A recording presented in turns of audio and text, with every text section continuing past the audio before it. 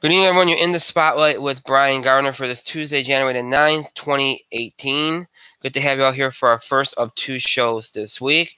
Before I rant about Google and YouTube, which I'm going to do because I'm incredibly angry right now, first let me remind you all of the ways in which you can interact and contribute to the show. Have your voice heard by emailing us at itspotlight411@gmail.com.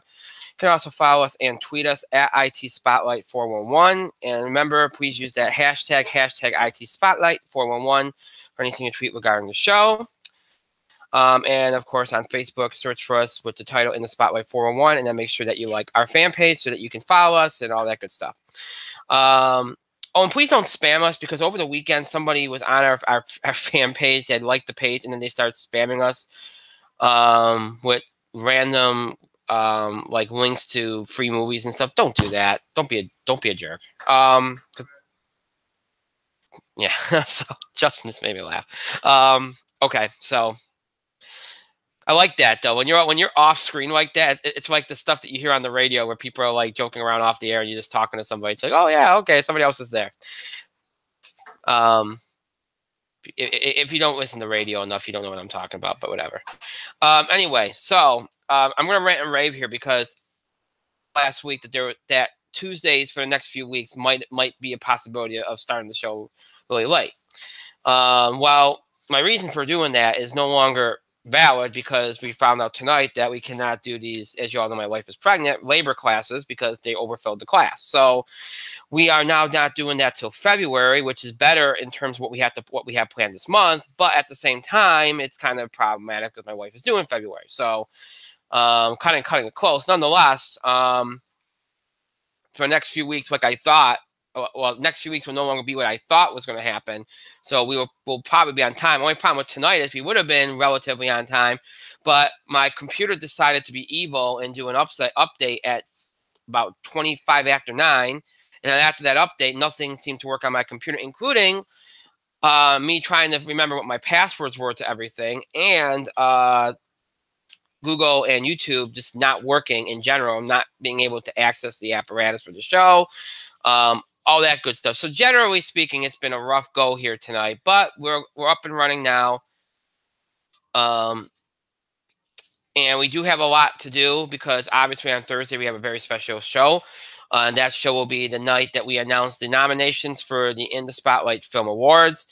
Those will be announced on Thursday. That will be the entire show. But also on that show, we'll reveal how you can all get involved in terms of helping to decide the live awards. So those of you out there that have not been involved with the awards so far, maybe you missed the deadline or something and you want to be involved. Well, here's your opportunity to be involved with the awards. You can do that.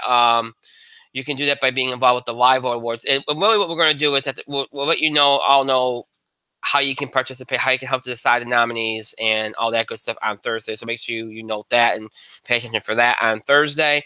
We'll let you know all of the information you need on Thursday. So really all we got going on Thursday is the film awards. So that means tonight we got to get everything else in. We got box office beat, TV highlights. I didn't put this in the show description, but we will discuss the Golden Globes and all the drama that went with that.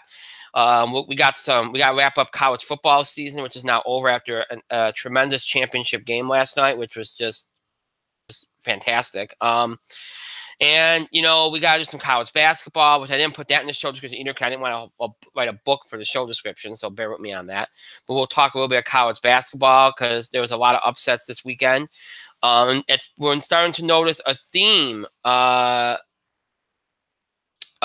in college basketball, which we'll talk about. And then we got to talk about NFL wild card weekend and look ahead to divisional playoff weekend. Again, I said that the wild card weekend, divisional playoff weekend are my two favorite weekends of the NFL season and of the NFL playoffs because, you have the most opportunity for good games. They're obviously playoff games. And then you usually have upset, and we did have some upsets. So we'll talk about those upsets and kind of look back at those here tonight on the show.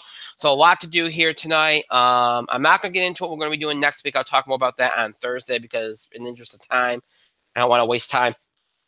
So we'll just keep moving on here. I don't know what my co-host is. I don't know. Maybe. Oh, he's on. Mike's in the spotlight. Mike.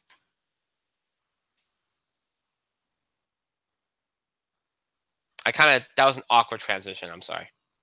Uh, You know, I had this whole diatribe planned earlier. you always do. Earlier, because I felt in my heart of hearts interrupt my constitutional,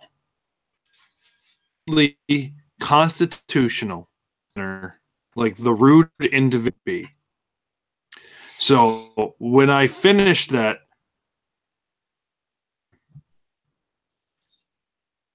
Okay. pleasantly surprised to see that you did not my bathroom time. Thank you. Well, you're welcome. That's odd. Not used to that.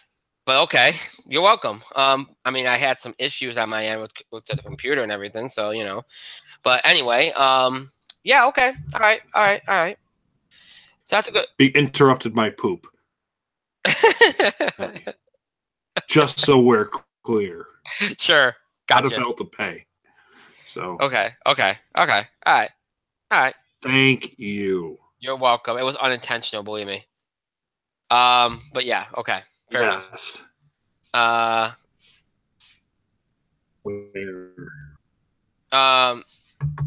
So anyway, wow, that's odd that was it a salt truck or a plow just went by? That's odd. We don't get those on our street. Anyway, so let's get going because again we have a lot to do. Why the salt, Brian? The salt would finally work. Yeah, well, true, but still, we still don't get those on our street. Anyway, let's get right down to it here. Let's get going. We got a lot to do.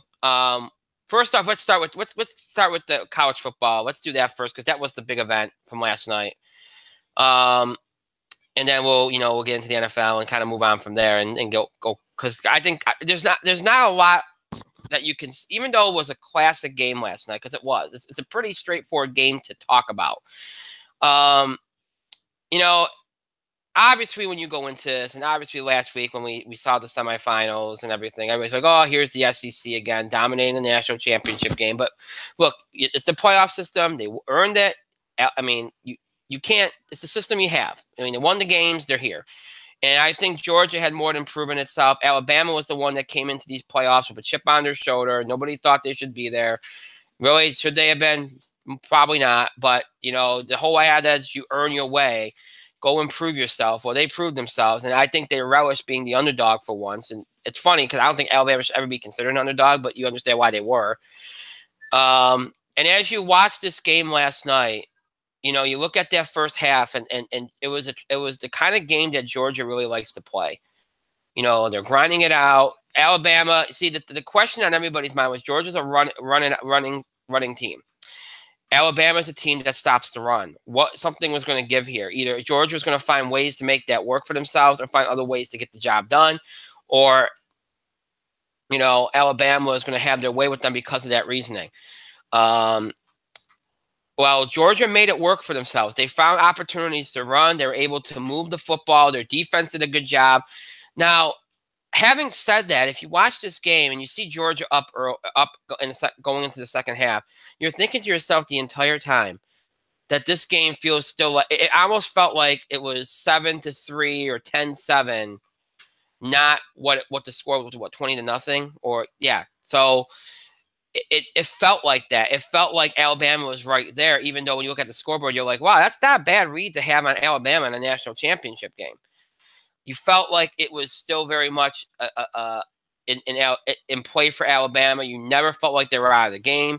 And you saw what happened in the second half. Alabama just put together a huge run. And then and I've seen people all day today crediting Nick Saban for making the quarterback switch, moving Hurts and then putting I'm not even gonna mention the guy's name. The guy from Hawaii. He starts with T. It's like Tululu or whatever his name is. I know I'm butchering it. I apologize. It's just a name that I'm never gonna get right. But he makes the quarterback change, which okay, it does take guts. It really, really does. But here's the thing about Alabama. If you've watched enough Alabama football, at least over the last couple years, they're not a team that lives and dies with their quarterback, okay? They're just not. They have other guys. They always have they have a good receiving core. They can run the football effectively, but they're never known for their quarterbacks. At least not in the last few years. All right. So while it was a gutsy call and it was the right call and it won them the game, okay, because this guy looked amazing, especially on the last drive of the game. I mean, to do what he did in overtime, which I'll talk about in a moment, where he gets sacked and loses that much yardage and then comes right back and makes the winning touchdown. That takes poise. That takes. I mean, that's amazing. That's amazing. But anyway, I'm not going to pat Nick Saban on the back too hard here about what he did, because it's easy to do what Nick Saban did when you've already won 5 championships in your career, when you're at Alabama, when you know the team you have, and you know that realistically speaking, whoever you have at quarterback is going to be serviceable enough and put you and have you in a position to at least try to win the game. Because Alabama is not the kind of team that lives and dies on quarterbacks. They don't have a system that's conducive to quarterbacks. They're just not known for it. As long as you have somebody that can hold his own at the position, you're going to be fine. And I mean, this guy tends to be a little bit more flashier than an Alabama quarterback typically is. But again, that's not the point. The point is, it doesn't make a difference who's at the quarterback position. Because honestly, again, it's not Alabama's game. So I'm not going, Nick Saban did this, one of the best calls in history. No, because to me, that's not what got the job done. To me, this was about 2 things. It was about Georgia not being assertive enough. They took their foot off the gas in the second half. They got way too complacent. Their play calling was abysmal down the stretch and in overtime. And that was a big part of it. But then again, you also can't take away from Alabama, who made halftime adjustments. And that's where I will give Nick Saban credit. Because the best coach, like Bill Belichick, like the Bear Bryans of the world, because that's the fair comparison here. The best coaches make the best in-game halftime adjustments. He did that. He found holes in the Georgia defense. He exploited them. They moved the ball better. They made plays. They were much more poised. And I think that the idea of putting the quarterback in, making that quarterback change, all right? Yes, was he flashier? Yes. Did he get the job done better in this game? Yes. But here's the thing, folks. You're putting somebody in there that the other team is not prepared for at halftime. They don't know they don't have a game plan for him. So honestly, they could have put a third stringer in there and it would have made a difference as long as he was a serviceable enough quarterback. Alabama, as long as you have somebody there that's serviceable within Alabama's system, it's going to work out. Or at least they'll continue to do what they were at least doing. It's not. I mean, it's not going to destroy them. Okay, but I just don't think the move itself makes that much of a difference. Except for the fact that it's something you don't plan for if you're the other team. That's the only thing I think it does. Okay, I don't think it's this illuminating move here. It's just a move that anytime you make a move like that, well, the other team's like, well, wait a minute. All right, well, we're not prepared for this guy. And that's obvious, okay? You have to kind of get used to, well, what kind of, even though you might have seen some footage and you have a little bit of a scouting report, it's not the same as seeing him on the field. So don't pat Nick Saban on the back for making that change, because to me, that wasn't this grand, big move, okay? It wasn't some, epic move. It was a move that he felt like, hey, you know what? They're not prepared for this. I need to make a change. Maybe a light a fire under the team, seeing that we're doing something different here. Maybe, it's something that can help with the adjustments we're going to make at halftime, which I think it did, because he's a little bit more of a big play threat as a quarterback. I mean, really, the only advantages it gave you was superficial moves. Again, in the fact that it makes the other team think a little, because they are not prepared for this guy. That's all it really does in general terms. And again, Georgia helped it out. Georgia helped them out by just being so complacent in that second half. And then Alabama misses the field goal inexplicably, because I thought it was a gimme. They missed the field goal. And then you start the overtime. You put Georgia, because if you watch college football, the worst thing you can do is take a sack in overtime. Georgia gets the sack. They have to kick a 51-yard field goal. They make it, and you're thinking, wow, that's a big momentum shift, whatever.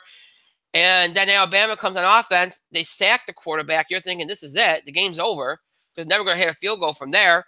If they get it closer. And then next play, they score a touchdown and win the game. It was the craziest 3 consecutive plays to end a game I think I've ever seen. Well, it was a fun ending. And it's a game that Georgia's going to look back on if they don't get back here next year and think they let one slip through their fingers. Because they did. And it's a game that, everybody's going to talk about the quarterback change. Again, I don't think that's what they should be talking about. I don't think you should go crazy on with Nick Saban for doing that. I think it's the adjustments, not necessarily the quarterback change, but just taking what's there. Whether you make the quarterback change or not, there were still the opportunities there. There were ways to get the job done, even without making the quarterback change that he did. He found those ways. He found holes in the defense. He found ways to move the football, and they got the job done. And that's what good coaches do. That's what good teams do. And you can hate on Alabama all you want, but they're good. This year, they had a lot of injuries, and that's a big reason why a lot of people think they struggled at times. But they found a way to get the job done in the end. And now Nick Saban sits there with 6 national championships, ties Bear Bryant, Alabama, 5 and 9 years. It's a remarkable dynasty. It's a remarkable string. And for Georgia, they'll be back. This is probably the least talented team that Kirby Smart's going to have over the next few years. They'll be back. But you can never assume that. Sure, you think they will. I think they will be. I feel confident enough to say they'll be back. But, again, you could be wrong, too. So, you don't know. But it was I said this last week when we were previewing it. When you watch these games, any championship game, any playoffs, whatever, best of 7s, World Series, whatever, you want them to just be good. You want them to be compelling. You want good storylines. You want drama. And I've said this, when it comes down to the end, whatever your championship is in whatever sport you're talking about, when it comes down to that, you always want it to be dramatic and compelling, because that's the last thing you're going to remember. That's the last moment you're going to remember. I've seen some sports have a terrible season, a terrible playoffs, but they have a great classic national championship game or World Series or whatever. And then all of a sudden, people's perception is completely different. They look back at that year and think, oh, that was a great year. Now, this wasn't a bad year in college football. I thought it was a pretty decent year. I thought these playoffs were, you got one classic game in the semifinal, one blowout, and then this game here. So all in all, I thought they were a huge success, the playoffs. And the majority of the bowl games were okay enough. So, yeah. But you watched that game last night, and yeah, it was rough at times in the first half because there was a lot of defense. But once it got going, that ends up being a classic game with an epic ending, and people are going to remember that, and they're going to say, you know what? Boy, that was a good championship game. This was a good season. And that's what I'm talking about, because everybody's talking about it today, how great that game was and how great college football is because of what happened last night, because that's your big showcase. So college football is in a good spot here. And yeah, some people might think, oh, Alabama winning all the time, the SEC dominance, that's not good for the sport. We talked about this all the time with the whole, when teams win all the time and everything. People say it's not good. Some people say it's bad. Some people say it's good because, it gives you somebody to go after, and it gives you an evil empire to try to topple. Depends on who you're talking to. I think it's good for the sport because I think it gives you a challenge, and it gives you an aim. It gives you somebody to try to go out and beat.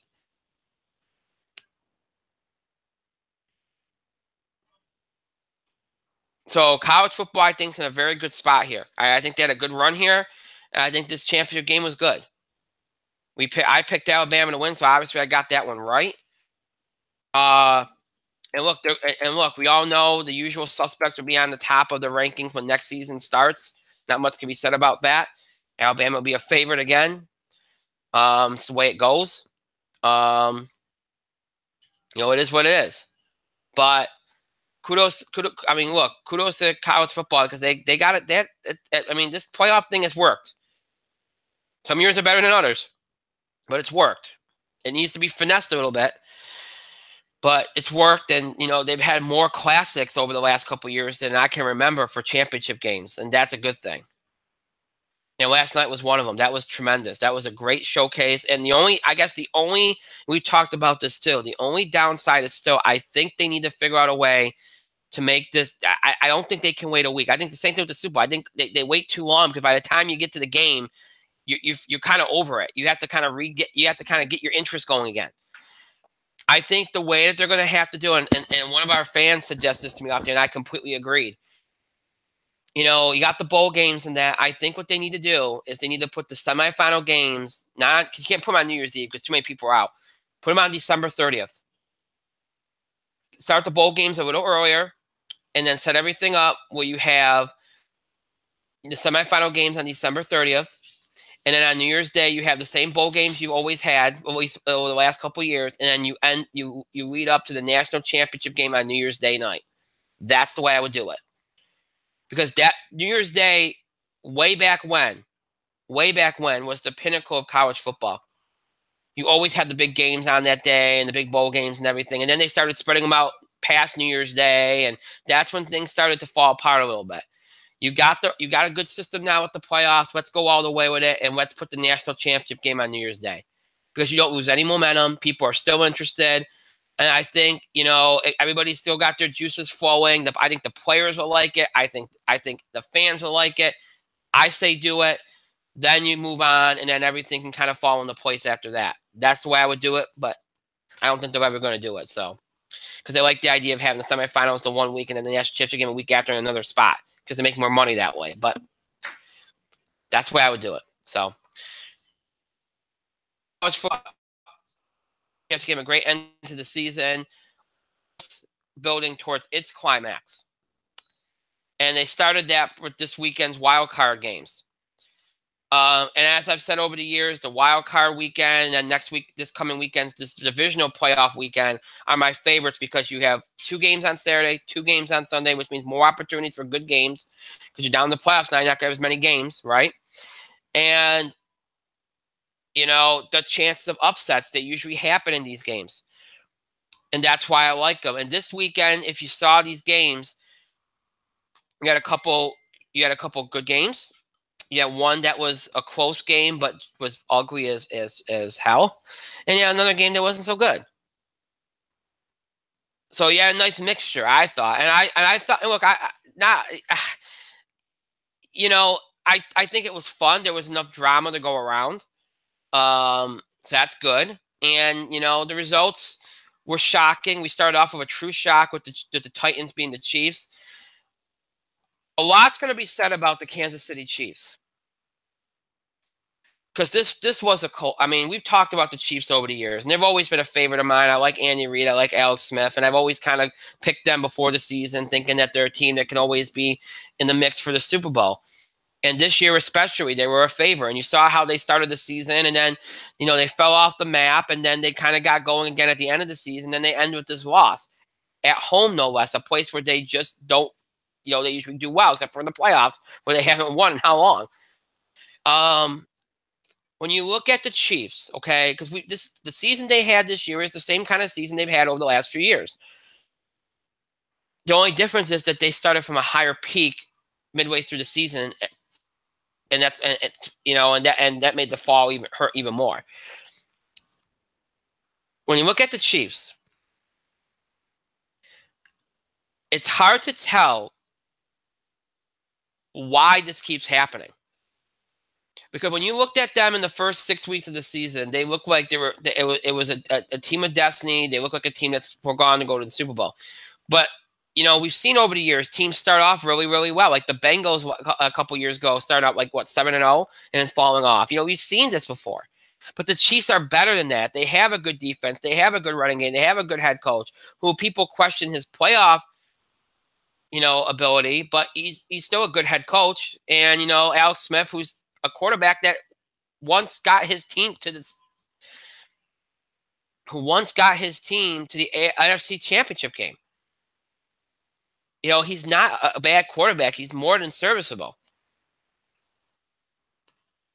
when we talked about this Chiefs-Titans game, I think everybody thought, well, Tennessee is one of those teams that just didn't belong. They got there because of the deficiencies of everybody else. They got there because of the failures of everybody else. The Titans had to earn this game. Mariota had a great game. The defense had a great game, made plays late. The offense found ways to get it done against a really top defense.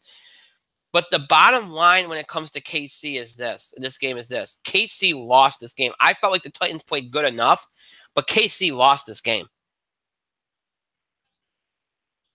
Again, we mentioned this with the national championship game I said with Georgia. The Chiefs did the same thing. They got complacent. They played it too safe. They played to not lose the game instead of playing to win the game.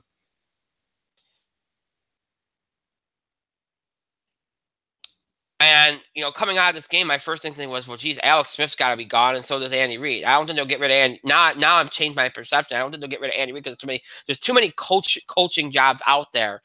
And I don't think they want to have to, kind of pick the scraps because a lot of these teams, I mean, Bears already hired their coach, but a lot of these teams, already have an idea of who they're looking at for hires. And the Chiefs are starting this game late. I don't think they want to get involved right now. So I think they'll give Andy Reid another year. But I do think Alex Smith's days as the Chiefs quarterback are done, and that's a shame. Because I thought he was a good fit for what they were trying to do there. But I do think they're going to try to make a change because I think they believe they're better than what they are. And with a better quarterback, I think they feel like they can avoid what's been happening with them. And maybe they're right. But look, when you look at this game, it's a team that in a lot of ways, and you could sense they were maybe playing tight late. In a lot of ways, you felt like they started playing a little too safe. And then you got a team on the other side that has nothing to lose in the Tennessee Titans, had no pressure on them out because many people didn't feel they should have been there. And they just went out there and said, well, we'll play with reckless abandon. And they end up winning the close one here and winning the game. The Chiefs had all the pressure in the world because they've been in this spot before and they had lofty expectations. They had the big undefeated start to the season and they were trying to finally kind of break through here and they failed. So it's a huge win for the Tennessee Titans franchise, and for the Kansas City Chiefs, it's a huge loss that will probably end up running their quarterback out of town. And the one thing Chiefs got to do too is they got to try to keep themselves healthier because they get beat up so much in terms of who they lose off their running game, who they lose off of their frontline defense. They go through a lot of injuries. And that always kind of wreaks havoc on them too. So it's a tough pill to swallow for the Chiefs. But for the Titans, they get a win in the playoffs and they move on. They probably won't go much. They probably won't go any further. But for them, that was a big win. It's a big win for the franchise. A franchise that for the last few years everybody picked as a sweeper, thought they would break through and never did. Well, this year they did. And we'll see if they can use it as a building block. Meanwhile, the Rams and the Falcons.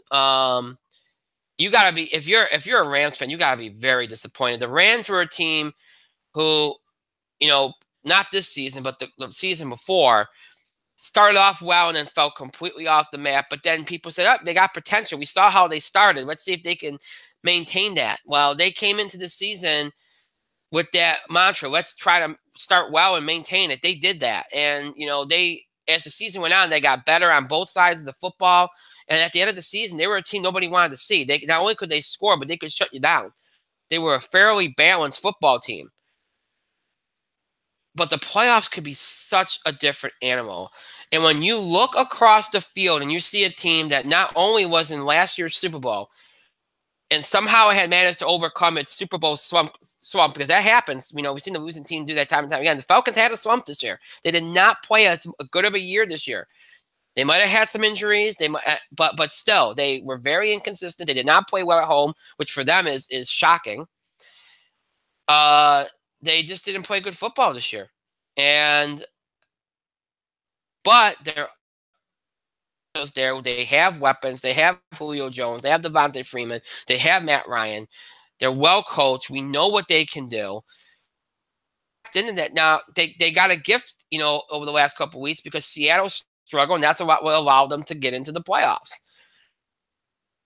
So, if you're a team that has playoff experience, that has gone far, and obviously they have, and sometimes when you just get into the dance, when you just get into the playoffs, And you get that new lease on life and say, you know what, it doesn't matter what happened in the regular season now. We're back at 0-0. Let's just go out there and play. Let's be the team that we were last year.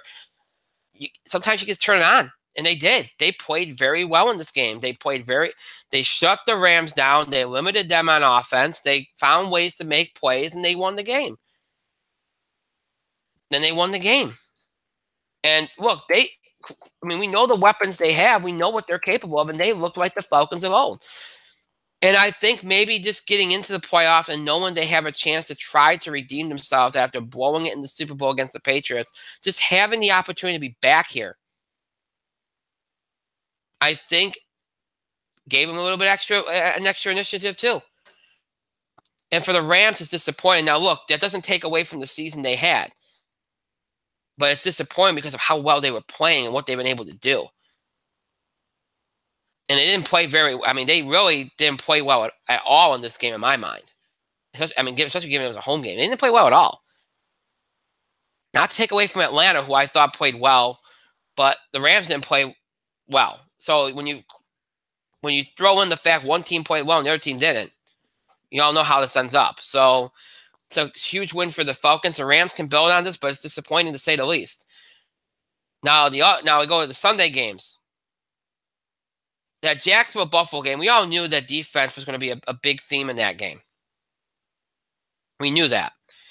But boy, did I if I had thought that game was going to be that ugly, I probably would have just DVR'd it and watched the highlights. Because having to sit there and watch most of that game was terrible. It was horrible punishment, unspeakable punishment. First of all, no matter what happens here with Jacksonville against the Steelers, no matter what happens with them, Jacksonville needs. Look, I know Blake's had a decent enough year, but they need to make a change at quarterback, and so do the Bills. Tyrod Taylor has shown signs once in a while, but this game was an indictment. I know both teams have good defenses, and I know they put pressure on the quarterback and so on and so forth.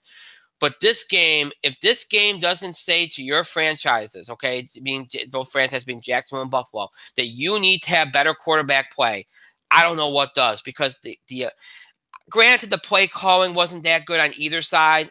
Sometimes I wonder. Sometimes I think, I know both teams have good defenses, but there is such a thing as buying into the hype a little too much.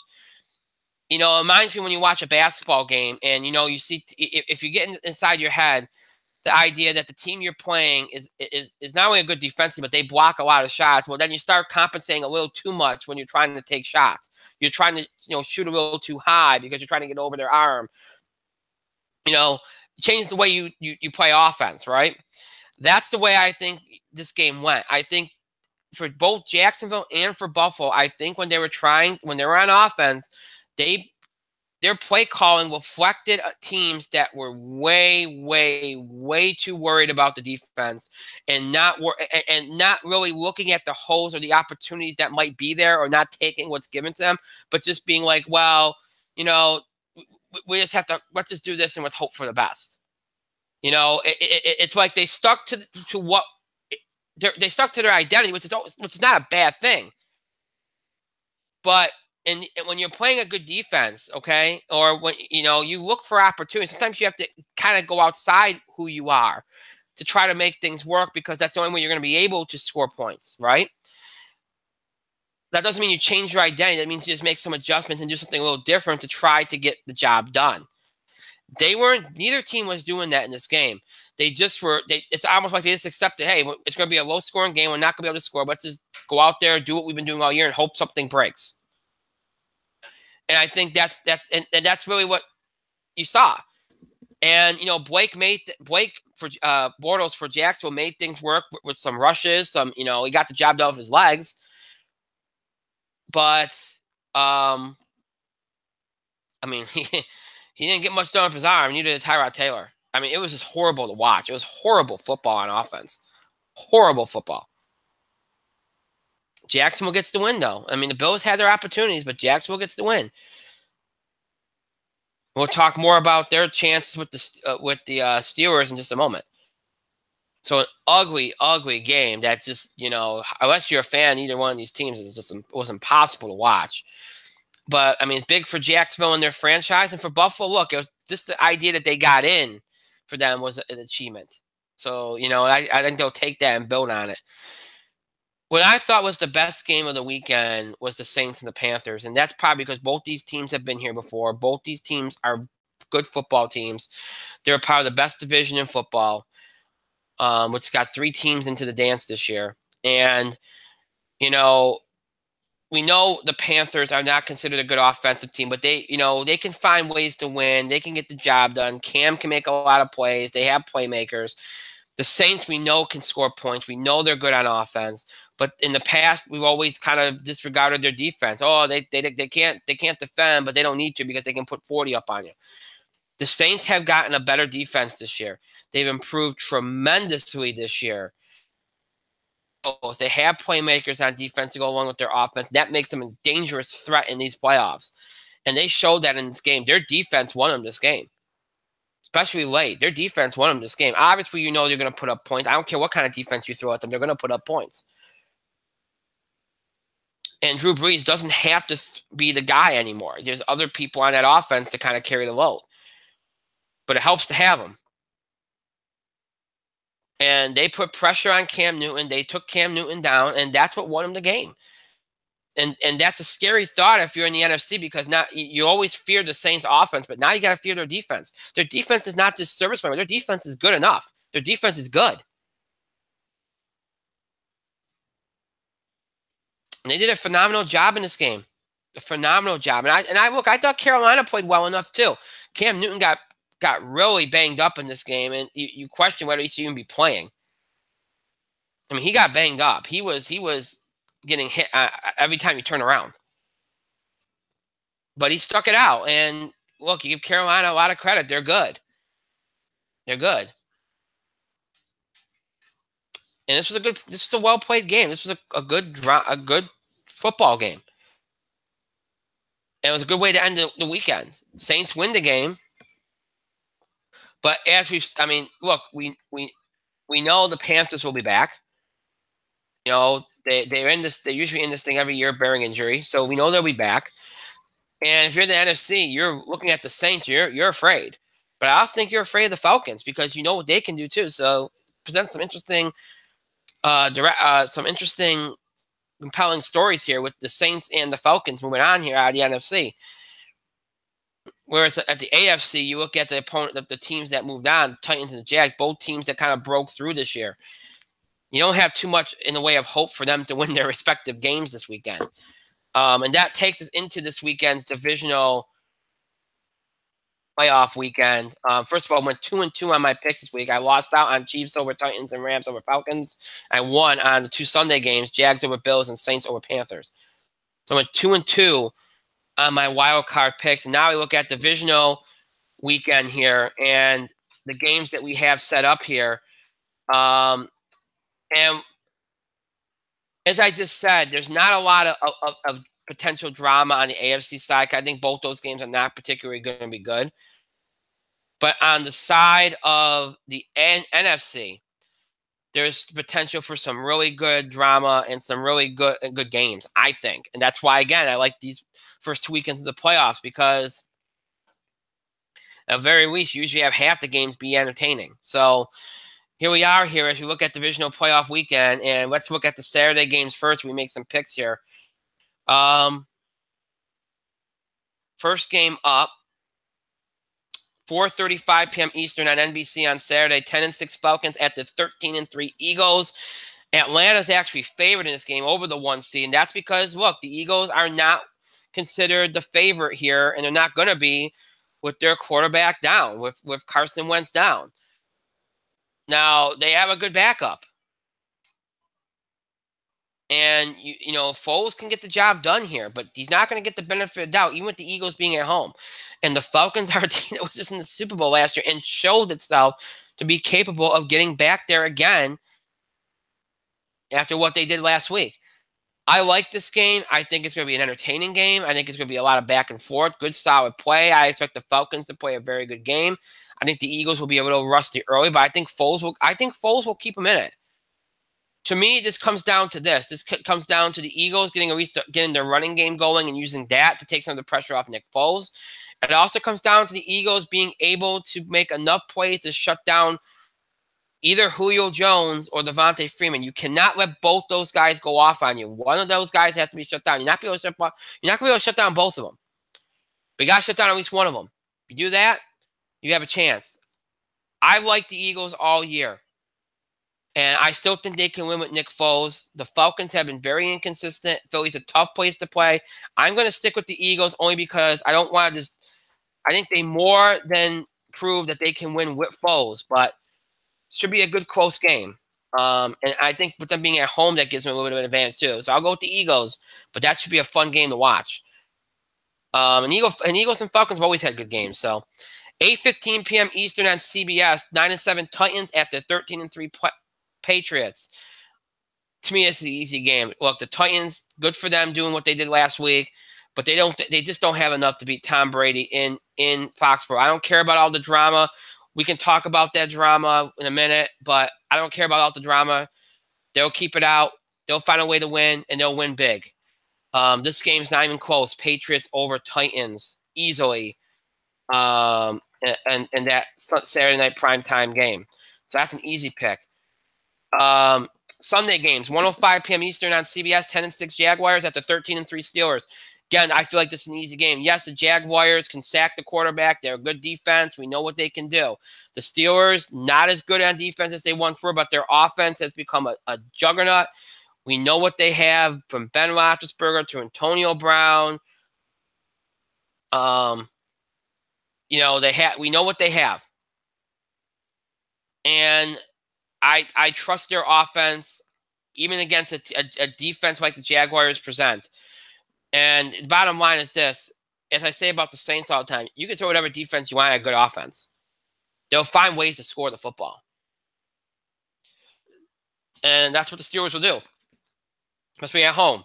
So the question for me is if Jackson wants to even have a chance in this game, because I think they have a chance at putting up a better showing than the Titans, especially since Jaguars did beat Pittsburgh in Pittsburgh earlier this season. So they've proven they can do it, but this is a different animal. This is the playoffs. You've already beaten Pittsburgh once. I don't think they're going to be as eager to let you do this again. Okay, especially the way you beat them the first time. They're going to be a much tougher opponent this time around because you kind of woke them up a little bit. So, but I think the Jaguars, in that mind, still have a better chance than the Titans. But I don't expect that. I think the Steelers win this game pretty easily. I don't think the Jaguars have enough on offense to get the job done. So Steelers over Jaguars for me. And what I think might end up being the best game I think the Eagles-Falcons might end up being the best game, to be honest. But this one could be interesting too. 4:40 p.m. Eastern on Fox. 11-5 Saints at the 13-3 Vikings. For the Saints, this is a tough test because we know what they can do at home. Granted, they've been better on the road this year, but they're a different team on the road. Their offense doesn't work the same on the road. But thankfully this year they got more of a defense. So with that in mind, that gives them a little bit more of an opportunity here to pick up this upset on the road because of the fact they have more of a defense. Because you're going to need that defense on the road. The Vikings, we know what they want to do. They're all about their defense. They're all about grinding it out, their running game.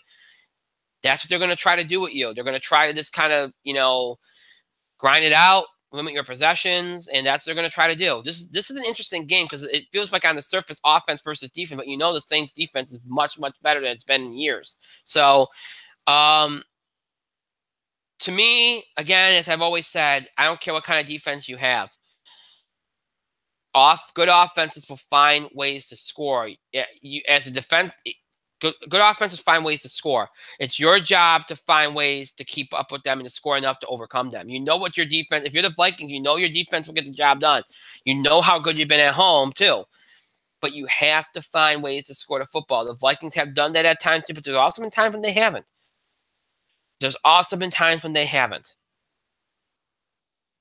So with that in mind, I'm taking the Saints to upset the Vikings because I think, again, good offenses, okay? Your good offenses will find ways to score. And you can put whatever defense you want on them, but you have to find ways to outscore them. I don't know if the Vikings can do that. I think they're younger on offense. They're more inexperienced on offense. That to me is the difference. The Saints, I think, will score just enough to outlast the Vikings in this game. So Saints over Vikings. So Eagles over Falcons, Patriots over Titans, Steelers over Jags, and Saints over Vikings. So I'm picking one upset. The others are all well, I guess the Eagles aren't upset in theory, but I don't, the one seed, I don't consider that. But anyway, so Eagles over Falcons, Pats over Titans, Steelers over Jaguars, and Saints over Vikings are my picks for divisional. Again, we'll see how we do on those picks, and obviously look back at the games and such next week's show. Next Tuesday's show, I should say. So really quickly, obviously there's been a couple coaching hires. Nagy got hired by the Bears. I don't know about that hire. I don't know enough about Nagy, but we'll see how that goes. Now, obviously the big news was John Gruden going to the Raiders. That seemed like a foregone conclusion from the time they fired Jack Del Rio. He never wanted to leave the Raiders way back when. It's a good fit for him. I think he's been waiting for that job. I think he'll do good with that job, especially since the Raiders are 1 year removed from being in the playoffs and 1 year removed from many people thinking they would have went to the Super Bowl if Carr hadn't gotten hurt. I think it's a good hire. They gave him a 10-year deal. I expect good things for the Raiders. So I think he'll do a good job. So I think that, outside of that, the only other football news this week has been the New England Patriots stuff, which I'm not going to talk about at length here because of one reason. One, it's a lot of look. I know ESPN and a few other sources reported it. I'm not saying they're not reputable. I think there is something to it. I think you can see that there's some tension there between Kraft, Belichick, and Brady. And over the whole trainer thing with Alex Guerrero, and then obviously Garoppolo goes to San Francisco and sets the world on fire. And I never suspected. I remember when Garoppolo got traded, I never felt like Belichick wanted to do that. No head coach in their right mind when they have a 40-something-year-old quarterback wants to trade a young potential star. It just doesn't make sense. So I never thought he wanted to do it. So that was a sign. There have been signs of problems. I suspect there are problems, but what are you going to do? You can't run Tom Brady out of there. You can't run Bill Belichick out of there. So what are you going to do? Unless Belichick, I heard all these rumors over the last week that Belichick wants to go coach the Giants. We're not going to find out anything until after these playoffs are over. I don't know. Would Belichick really leave what he's built in New England? Because it's not about. He's built a system. He's got a philosophy. He's got a culture there. It's hard to replicate that. It's hard to walk away from that. I mean, the situation would have to be completely and utterly toxic and hopeless for him to walk away from that. Obviously, the owner can't leave. I mean, your choice that a quarterback or the coach goes, and it's hard for me to imagine either one of them going. But I guess the guy that has the potential to go, based on the rumors, is Belichick because he might want another job somewhere. He might want the Giants job. So I mean, the bottom line is we'll have to wait and see how this goes. We'll have to wait and see how this plays out over the next couple months. When people start throwing around, this is the last time these three are going to be. It's the last season for these three. It's hard to imagine, especially since it came out of nowhere. I mean, it's one of those things when you heard the story, you look back at the season, you go, hey, something's been off about them all year. And look, let's be honest here. I think we all suspected after Deflategate that there was problems. That people focused on the, Roger Goodell and the league and the, fans outside of New England and how they react to it. But I think, one of the things I think you have to think about is that there was probably residual effects within the Patriot organization as well. Maybe there were people that didn't like the way Brady handled it. Maybe there were people that didn't like the way Belichick or Kraft handled it. Maybe Belichick didn't like the way Kraft handled it. Maybe Kraft didn't like the way Belichick handled it. Maybe Belichick didn't like the way Kraft and Brady handled it. I mean, those things can happen. Those things can happen. Bottom line is we have to wait and see what happens here. But I think it could go as far back as that. because I don't think they're all happy with how everything transpired. But it's something we have to see play out, and we have to know a little bit more about before we can go kind of into full on detail about it. That's my feeling. So we'll see how it goes. But it makes for an interesting storyline for the offseason, that's for sure. But right now, I'd rather focus on what's going on in the field and these playoffs. And I thought the NFL had a decent wild card weekend. Hopefully, they'll have at least a decent divisional round, and we'll see what we're left with if you go into championship weekend next weekend here. And we'll see what we're left with. It should be interesting. All right, so we got through the football. There's nothing else. There's nothing really big in baseball over the last week. No other sports stuff out in college basketball that we have to really get to. So let's just jump into college basketball, because that's where a lot of the big other headlines from sports transpired over the last week, this past weekend. And it was a crazy weekend across college basketball. With a lot of upsets, which allowed Villanova to make its way back to the number one position. And as you look at the top 25 this week, I should say, as you look at the top 25, every season there's a week where you look at the top 25 and you go, this is a top 25 that's terrible. Not that the teams are terrible, but the way it's lined up. And this is not I don't want to take anything away from West Virginia. I don't want to take anything away from Virginia. But you look at the top 10. Some of these teams don't belong. Purdue don't belong anywhere near the top 10. Texas Tech, I can buy Oklahoma at this point, but come on.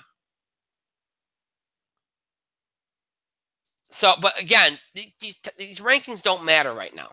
Okay, they're just there to create storylines and add interest. Because if you look at these teams that are in the top 25, we've seen so many oscillations. I mean, UNC has been in the top 10. Now they're 20. Kentucky's been an enigma. West Virginia has, been consistent, but you don't know what you're going to get with them. I mean, you look at these teams, it's interesting. It really is. I mean, I think one of the things that we've talked about over the last maybe decade is with the one and dones and the way the game is played, and players leaving early and everything else, conference realignment, everything. The game has changed, and sometimes people classify it as mediocrity, but other people classify it as parity. And it's getting harder and harder when we talk about the college basketball bubble watch and everything. It's getting harder and harder to differentiate these teams. And every year we usually say maybe at most there's 3 or 4 teams that can win a national championship.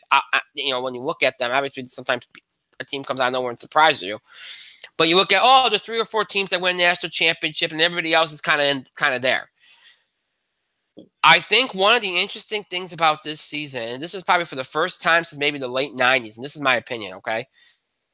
I think I see about 20 teams that can win a national championship this year. Honest to God. I think there's a lot of good teams this year. I do not think that this is a case of mediocrity. I do not think it's a case of teams just not being good, and it allows some of these more mediocre teams to rise to the cream of the crop. No, I think that we have a lot of good teams this year. I mean, there are a couple teams I think you put on another level, like Villanova, Duke when they're right. I'm not sure about Kansas really. But I think you start with Villanova, you start with Duke. Excuse me. Well, I think you put Wichita State up there.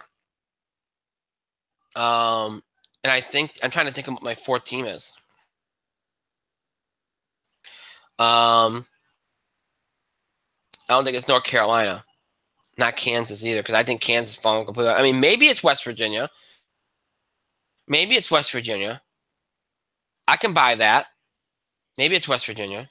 I mean, I guess when I'm thinking about it, I'm thinking of Kansas. But I think they're too guard oriented, so maybe it's not that.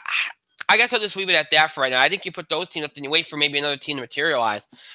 And then, you got a bunch of really good teams. And then again, you got a bunch of really good teams. And as you look back at this week, first of all, we're noticing a theme here. Okay? And this is not a theme that we've never seen before. Okay? We saw it at times last year with a number of teams, and it kept some teams out of the tournament, including our hometown Syracuse team. Teams cannot win on the road, especially in conference. They just can't. I mean, you're seeing it. Look back at the last week in college basketball. As I look back at the last week and tell you about some of these scores in these games, okay? Outside of Virginia beating Virginia Tech at Virginia Tech, that's a big road win there. Florida State beats Carolina at home. So Carolina loses that road game, okay? Miami loses to Georgia Tech on the road. Georgia Tech, who's 7-7, okay? Kentucky loses to LSU on the road. LSU is 9-4. Now Clemson beats Boston College on the road, which is a tough environment to play, by only 4. Okay, so that's just one example. Okay, you move the dial. Arizona State loses to Colorado on the road. Colorado, who's 9-6 at that time. Okay, Arizona got challenged by Utah. They ended up pulling it out. Let's see what else. And a lot of these games I'm not mentioning, some of these good teams went on the road to play road games that were close. They could have easily lost those games. So, I mean, I'm not talking about every single game, but even though I'm talking about the ones that were more or less, big losses for some big teams on the road. But there were a lot of results that were, close for some good teams. NC State beats Duke at home. NC State's 11-5. Now, Duke has not had the best history in NC State, but still. Okay, you talked about Villanova last week at Butler losing. Xavier loses to 11-6 Providence on the road. Now, Providence is not bad, but they're not that good this year. West Virginia beats Oklahoma at home. That's number 7 versus number 6, so we'll let that one go. That was a close game, but still, it's Oklahoma losing a road game. But still, West Virginia is number 2 team in the country, so I can't take anything away from that. That's a big win for them. North Carolina loses to Virginia on the road. They've been struggling against Virginia the last couple of years, but still, number 12 team in the country, which is 2 straight games on the road last week. Only scores 49 points against Virginia, which is abysmal, but they can do that to you. Loses to TCU on the road. Again, Arizona loses to Colorado on the road. Colorado gets 2 big wins at home that last week. Kentucky loses at Tennessee. And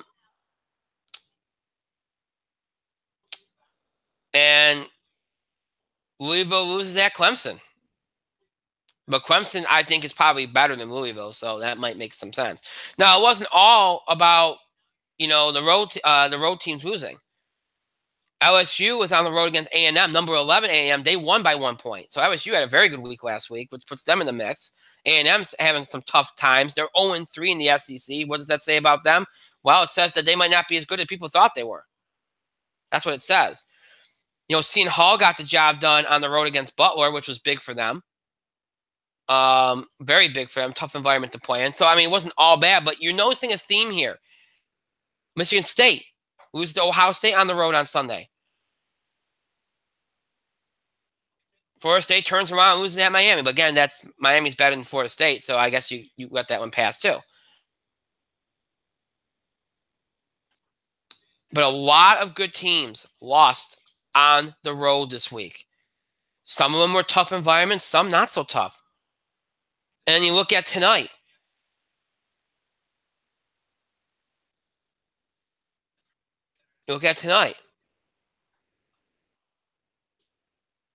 Purdue almost loses at Michigan. Texas Tech loses at Oklahoma. That one's 8 versus 9. You let that one kind of go. Seton Hall loses at Marquette by 20.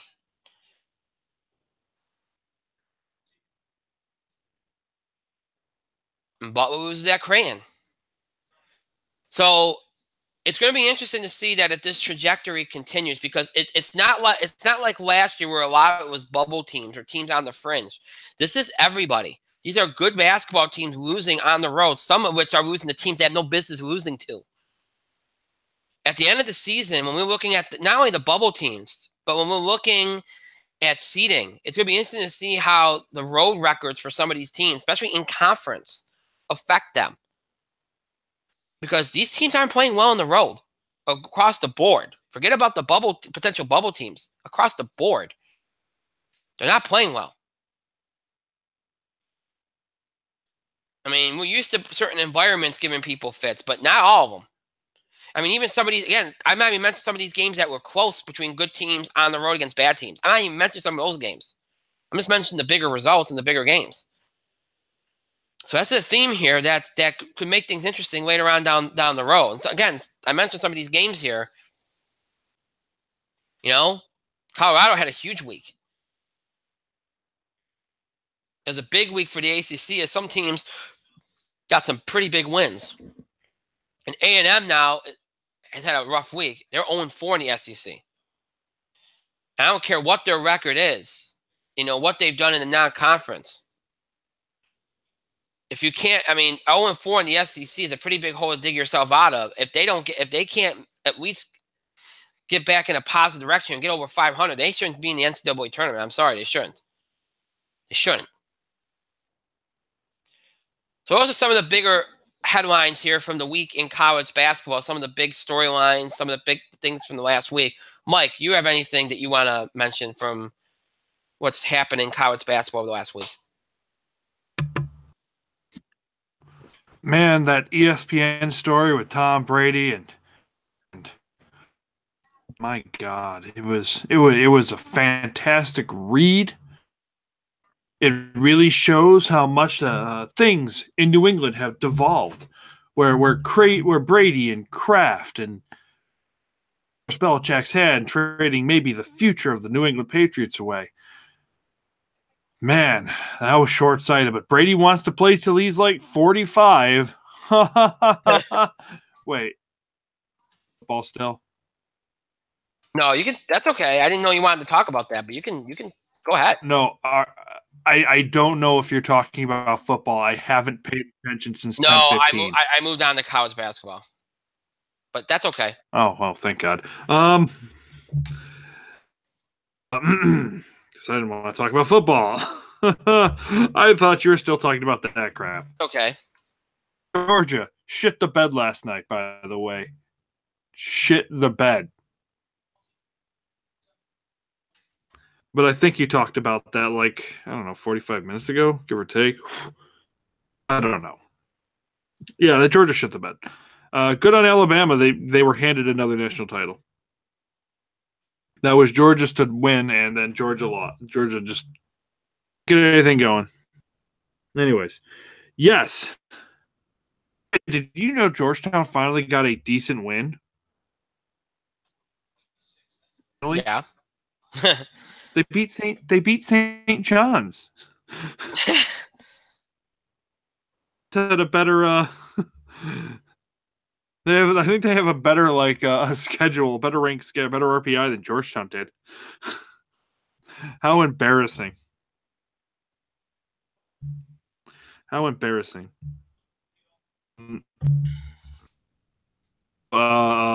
If everything keeps up, this might be Georgetown might be Syracuse's quality win come March. I don't want to talk about the Virginia game. Pay attention to the Virginia game. You watched that barn burner on January 7th, UCF at Temple? No, thankfully. 60-39. Didn't even score 40 points. For everybody who was in that arena that night, I apologize wholeheartedly. But yes, it has been a crazy week for upsets. For example, Ohio State. Ohio State, who is somehow 13-4, and I don't know how that happened because Ohio State's not great. finally gave Michigan State a little taste of March. A little taste of the tournament. And they beat the shit out of Michigan State. Did you watch that game? I didn't, but did you? Bits and pieces. Pieces. Man, Michigan State played like it was the NCAA tournament. They got whooped. Wichita State's still being top 10, I think, this week, which is very impressive. West Virginia, team in the country, beat Baylor tonight. So upset averted. Was playing tomorrow, I want to say. Yeah, they play tomorrow. They play Xavier. Just to get a top 10 win, because Xavier somehow, some way, is a top 10 team still. Xavier. They could do some damage in March. If Villanova doesn't watch out, they're going to do some damage in Pennsylvania. That's going to be a very, very quality game. Very quality game. Other than that, like,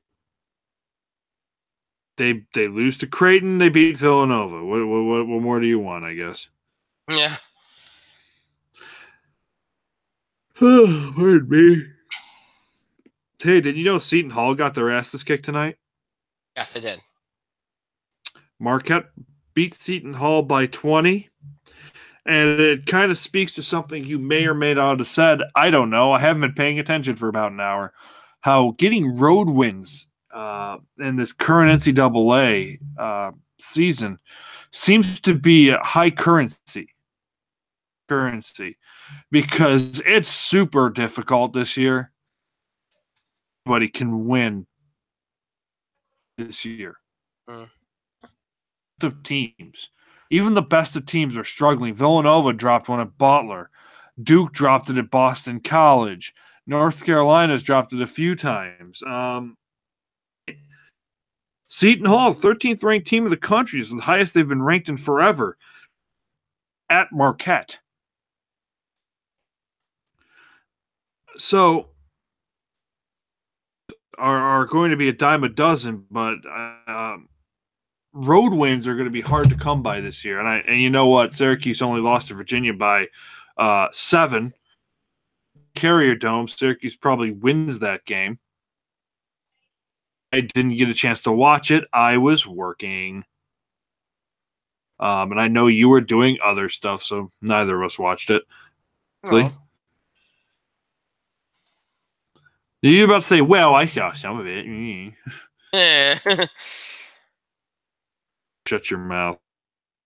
But yeah, I mean, Michigan State, finally, the number one team in the country. This is their spot. They were ordained, almost as them and Duke. They were ordained the top 2 teams this year. They finally get the one spot, and they fuck it up at Ohio State. Game. So when you're number 1 and you're struggling to kind of get wins on the road, going to be a high currency this year, and it's definitely something that the committee, the NCAA selection committee, is going to look at.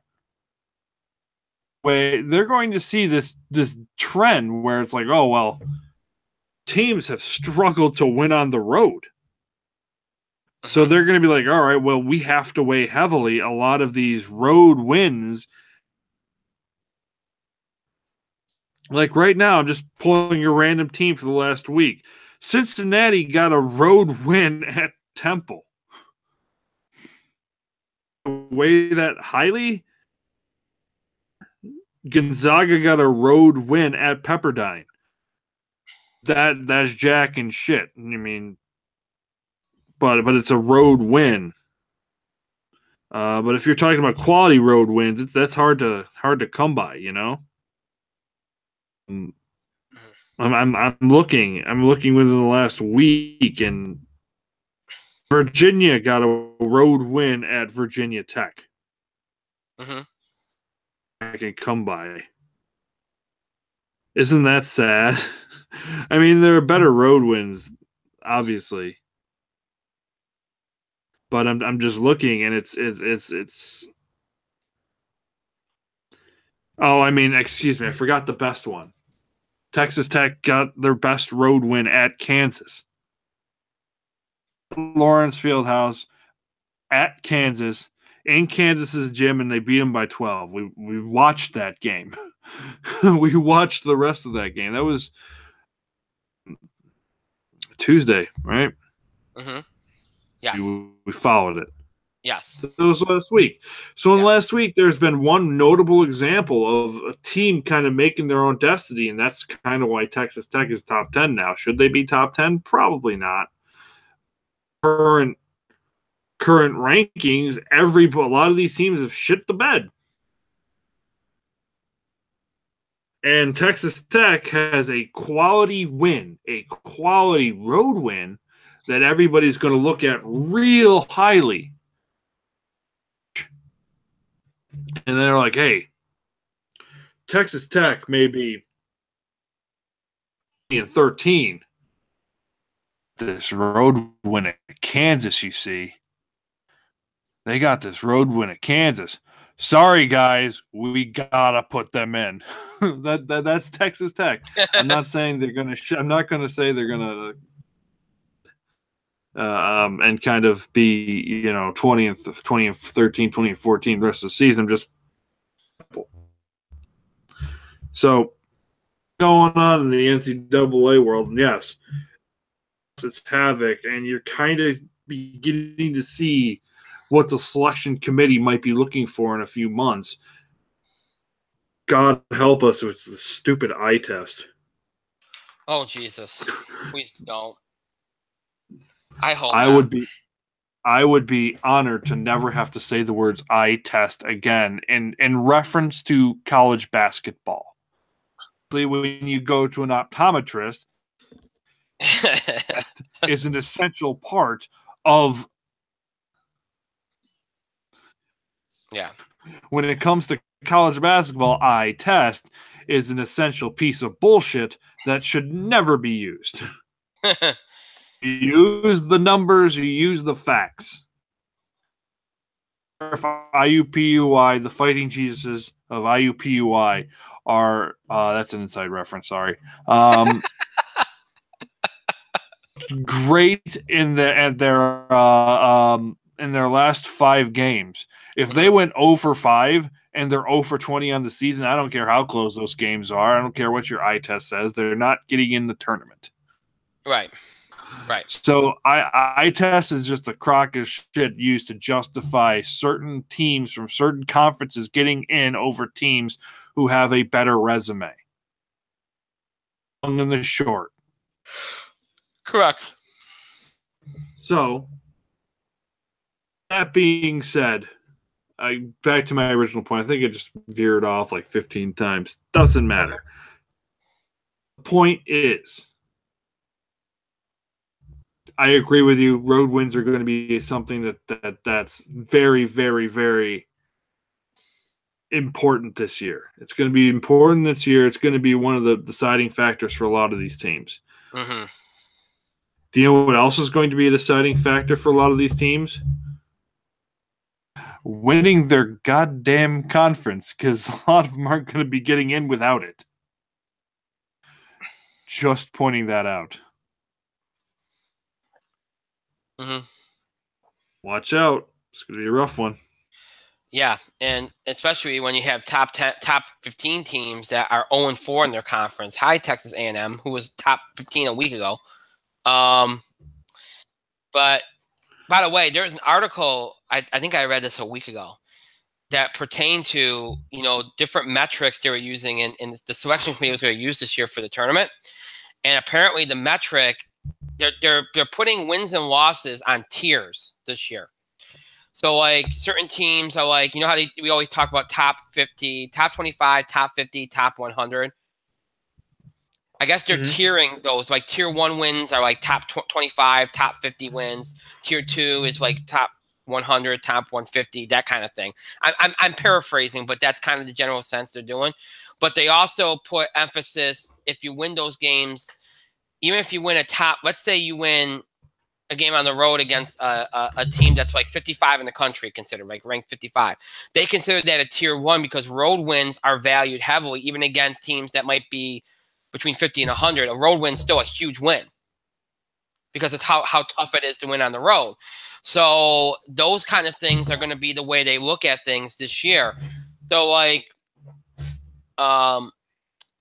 so you look at some of these teams that just can't get the job done on the road, because a lot of teams this year did not play a lot of tough road games in non-conference. If you look at the schedules, there wasn't a whole lot of that, other than teams like Michigan State and that traditionally do it.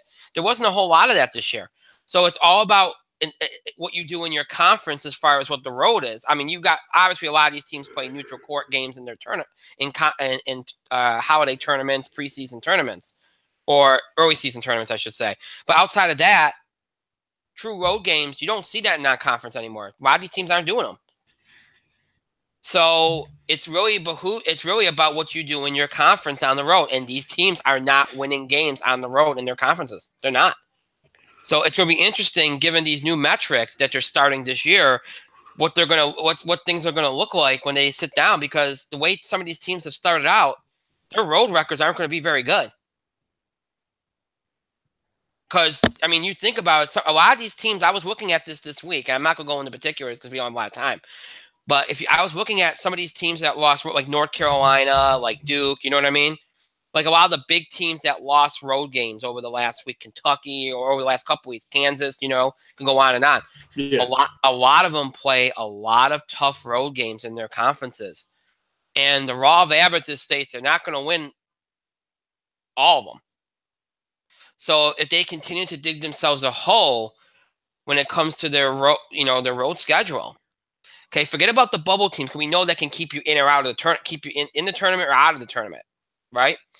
But how is this going to work when it comes to seeding? If some of these teams, like let's say North Carolina only wins 2 games in conference on the road, that might be pushing it. But you know what I'm saying? Like, what if they have a terrible road record? That should affect their seeding, shouldn't it, based on a tier system? Like, that's what I keep thinking about. It's easy when it comes to bubble teams. Like, okay, well, you didn't win any games on the road in your conference, get out. Or, that might keep you out of the tournament. But for these teams that like are big teams that were top 10 teams or top 25 teams expected to do big things, and they don't do well on the road, I really want to see how they see them and how much of an impact that has, because we've never seen that before. In general, it was just usually what kind of strength of schedule you had and how many wins you had. Now, it seems like you're looking at the home and away splits a little bit more. I want to see how that impacts things. That's going to be interesting to me. But we'll see. But those metrics are going to play a big role, big role this year. No doubt about it. All right, so we've done a lot of sports. It's time to move on. College basketball, college football, NFL. Let's move on. Let's jump to entertainment real quick. And this I'm going to be very quick with, because last weekend at the box office was not, well, I won't say it wasn't great, but it went a little bit, should I say worse than expected? I don't think worse than expected is the right way to play it. But I guess you can say that. Well, okay, I guess it went better than expected, but some movies dropped off, and some movies dropped off maybe a little bit more than you would have liked. And in that case, it was Star Wars, but I guess it had to happen sooner or later. But you had a little bit of a surprise in that Jumanji ascended to the top spot, only dropping 25% in its 3rd week, which is tremendous. Moving up from second to first for 37.2 million. So we were thinking about what, 20 million, 25 million. For a number one this week, and we ended up getting a $37.2 million film in the first full weekend of January. That's terrific. Now, Insidious was the only new release that came in with 29.5 million a second, which is much better than I thought it would do. And that's on a $10 million budget, so that's good. Star Wars did drop off maybe a little bit more, but I guess again you shouldn't be surprised because of how well it's been holding up over the course of weekdays, over the holidays. So I guess you shouldn't be surprised in its 4th week. But still, it did drop a little bit more than I expected it to. Dropping to 23.7 million, coming in 3rd. Still a good total. for week 4. And as we continue to track where that movie is going, it is at $1.2 billion right now. So it's well on its way here to, it's going to pull very close to $2 billion. Whether it hits it or not, I think the China box office, it didn't do well at all there. It's probably going to hurt it, but still, it's look.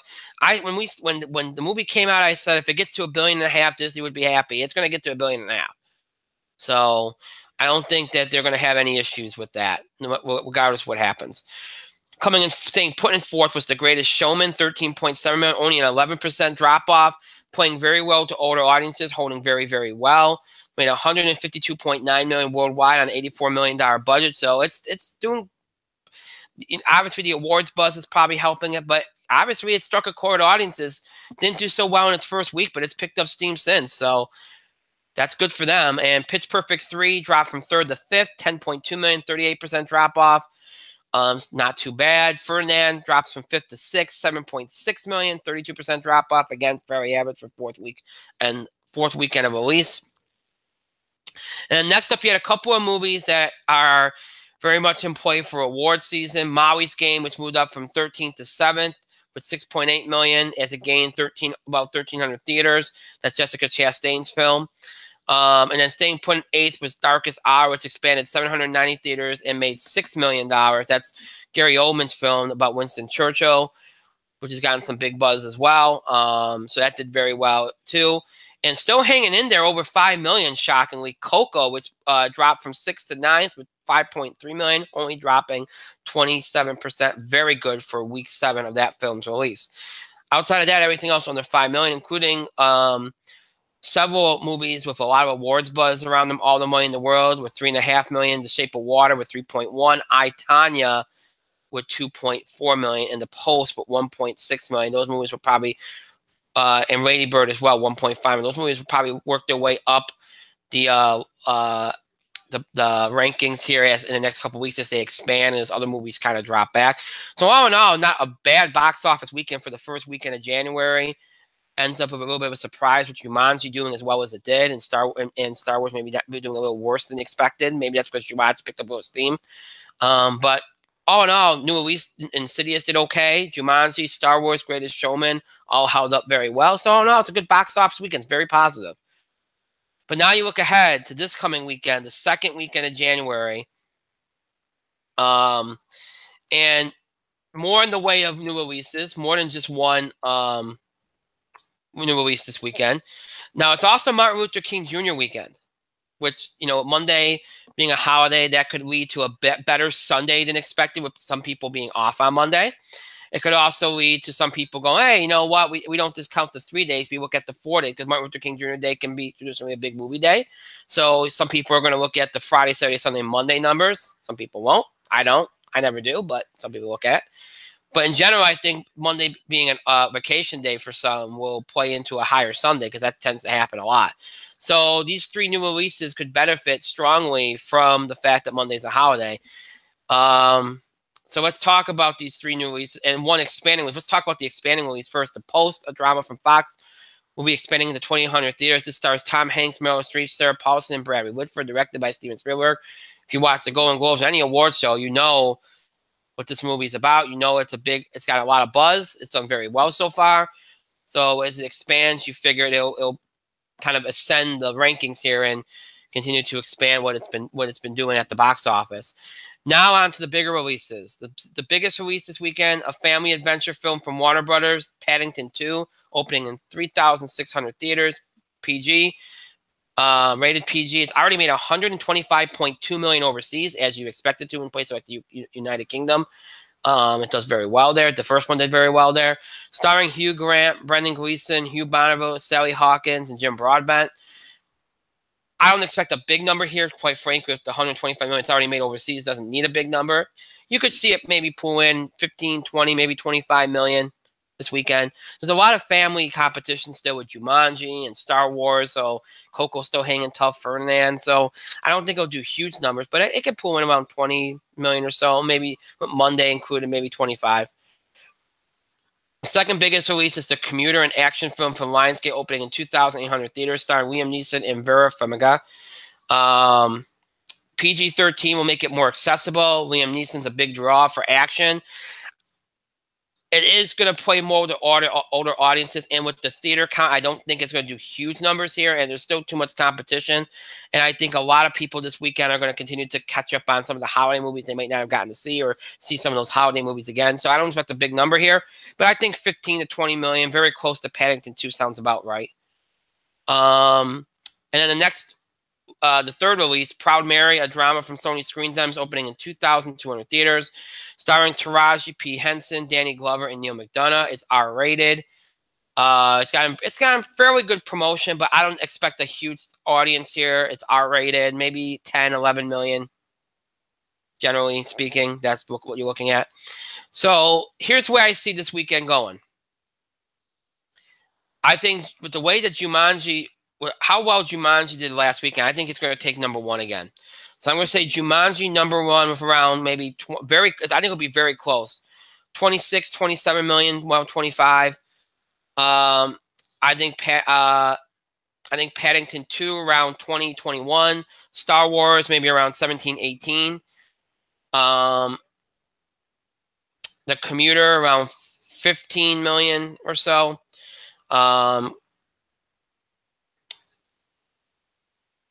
Then I'll say start Insidious around 13.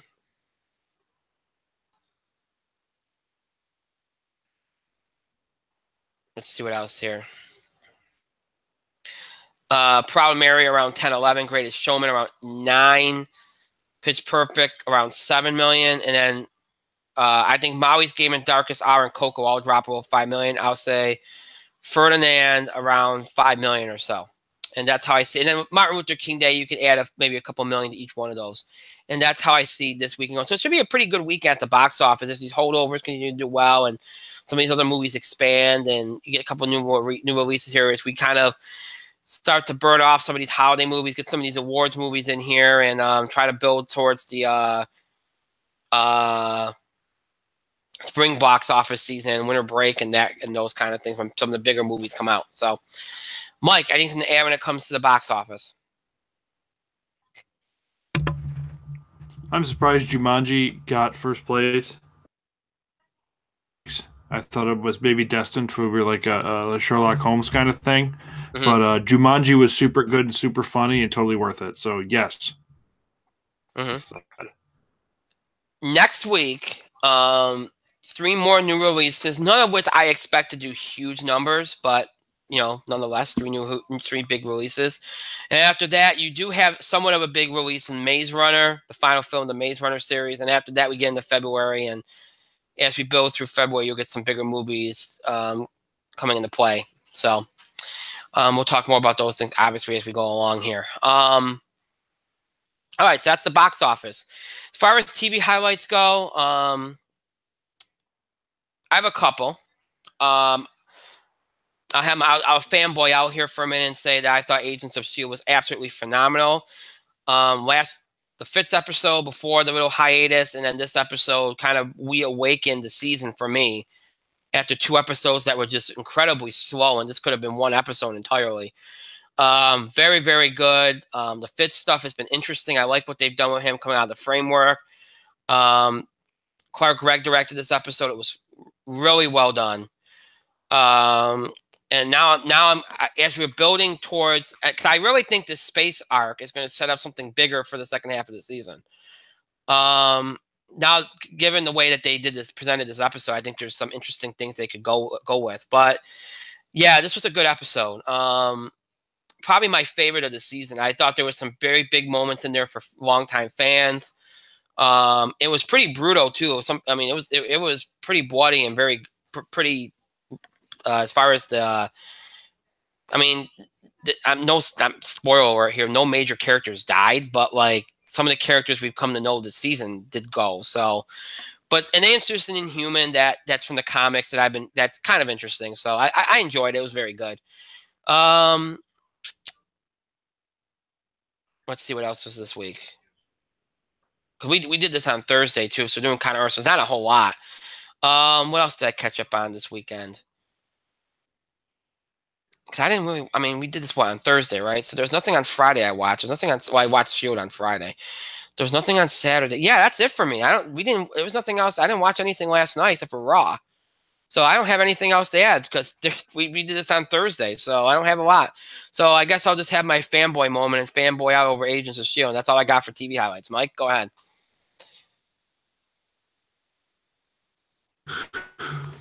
Short turnaround. Sorry, there's just not a lot from Thursday on. You jackass.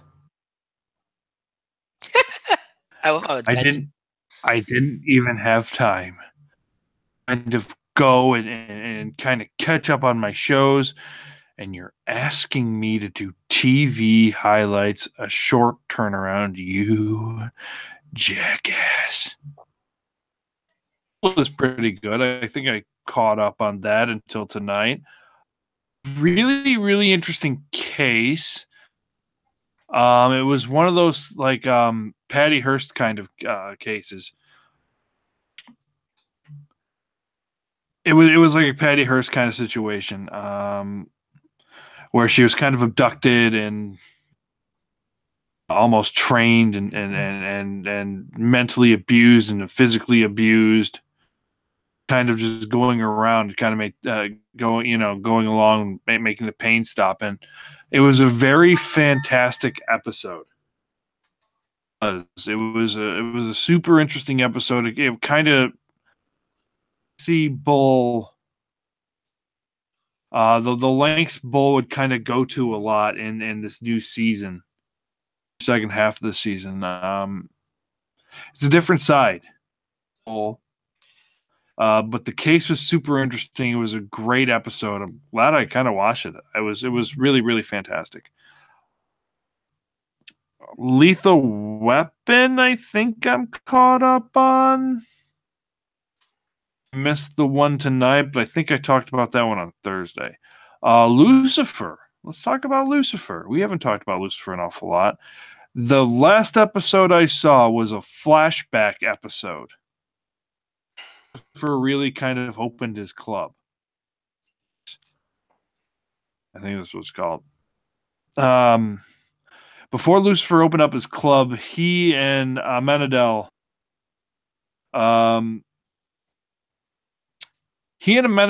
had to solve a case, which Chloe kind of on, but obviously Lucifer and Amenadel used their heavenly gifts, murder and retrieve an object of Amenadel that was important.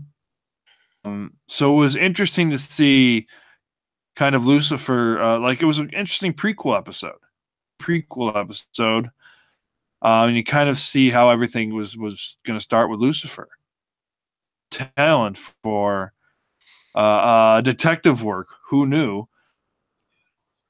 Also, a lot of his deep-seated issues are kind of highlighted in this episode too, and the issues he's had with God and Amenadel. It's been pretty good. This episode of Lucifer was really interesting. And the next episode deals with Tom Welling's character. You learn, I think they spoiled it in the previews, and they probably shouldn't have because it's a really big reveal.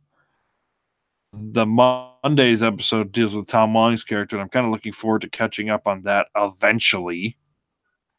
I wanted to give a special credit to James Corden. First show back from the Christmas break had Bradley Whitford and a few other people on it. But the highlight, and Reggie Watts, his band leader, did this often. They did a sketch beforehand where Reggie Watts, a all African American with a big bushy beard and a big afro, Donald Trump, while played Steve Bannon. It was a very funny kind of sketch, and I highly recommend anybody watch that sketch. It was really good. And of course, James Corden always does good work to begin with. Yes.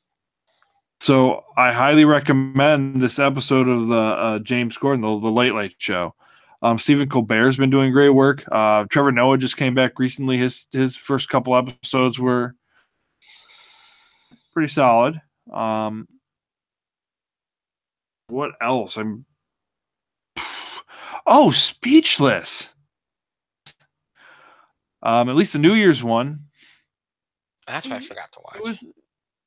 There was some kind of moments where we're like, oh, ooh, I'm kind of embarrassed watching it, but I can't turn away. But all of the characters learn something in the end, and super drunk, which is really funny. Speechless was really good. Really good. So I highly recommend that y'all watch Speechless because it is the best comedy that nobody doing awards is watching, apparently. If there were any justice in this world, Speechless would be one of those shows that always gets nominated for every award because it's an actual funny comedy with message and heart. So this year, they nominated Transparent, which is, let me quote this, a drama. It's one of those sad benefits of the accusations against Jeffrey Tambor. What he's been accused of, horrendous. But it also means we never have to hear awards buzz for Transparent again.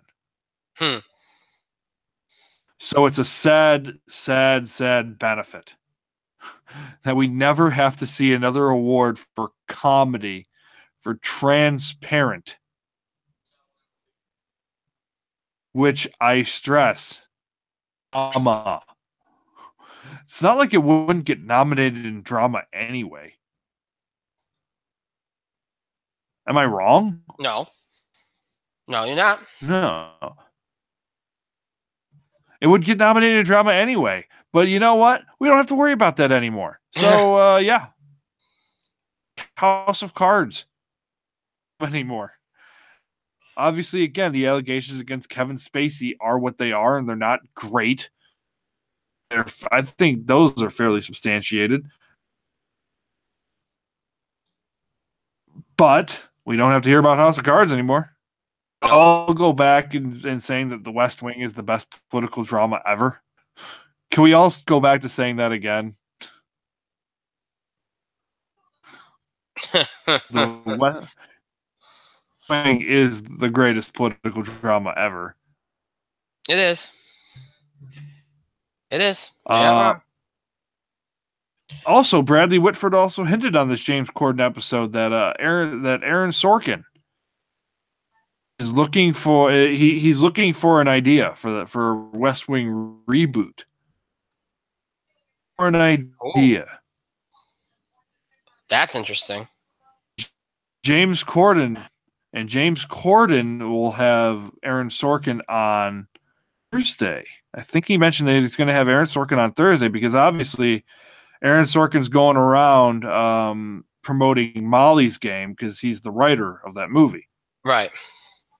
So he's doing the press for that, but maybe if it means we get more West Wing, I'm all for it because the West Wing was super good. Right. Obviously, there are shows I haven't gotten to yet. The Weapon, A New Lucifer. I'd say Arrow, but no. No. We don't do Arrow right now. Even though Stephen Amell was in town on Saturday. So I heard. He went to the SU game. He pushed a car out of snow. Can't do. Our hero. Get a good season, 2 good seasons of Arrow on in a row. Ignoring obviously the first and second seasons. First and second seasons were fantastic. Half of season 3 was great too. So yeah. I don't even think Arrow's come back yet. But still, your point stands. Because Mark Guggenheim tweeted something out yesterday. He was like, "Oh, so busy, I could use a vacation." Responses were, "Hey, that's great. You should take that vacation and never come back." To the other quarter, yeah, I'm gonna say other half, but a lot of the responses were, "No, yeah, don't ever come back." Like, "Oh, you deserve one." La la la la la. To the other, "Olicity is great." Well, no, fuck Olicity, fuck off, Olicity people. That's just my automatic reaction. It's like, "Oh yeah, Olicity is great." No, fuck you guys. Take your stupid pairing and take it to fan fiction where it belongs. Let that one be. Oh, jeez. Ugh. It's a shame. So yeah, but yeah, season 6 will probably go down as the biggest waste of potential. Season 4. Yeah.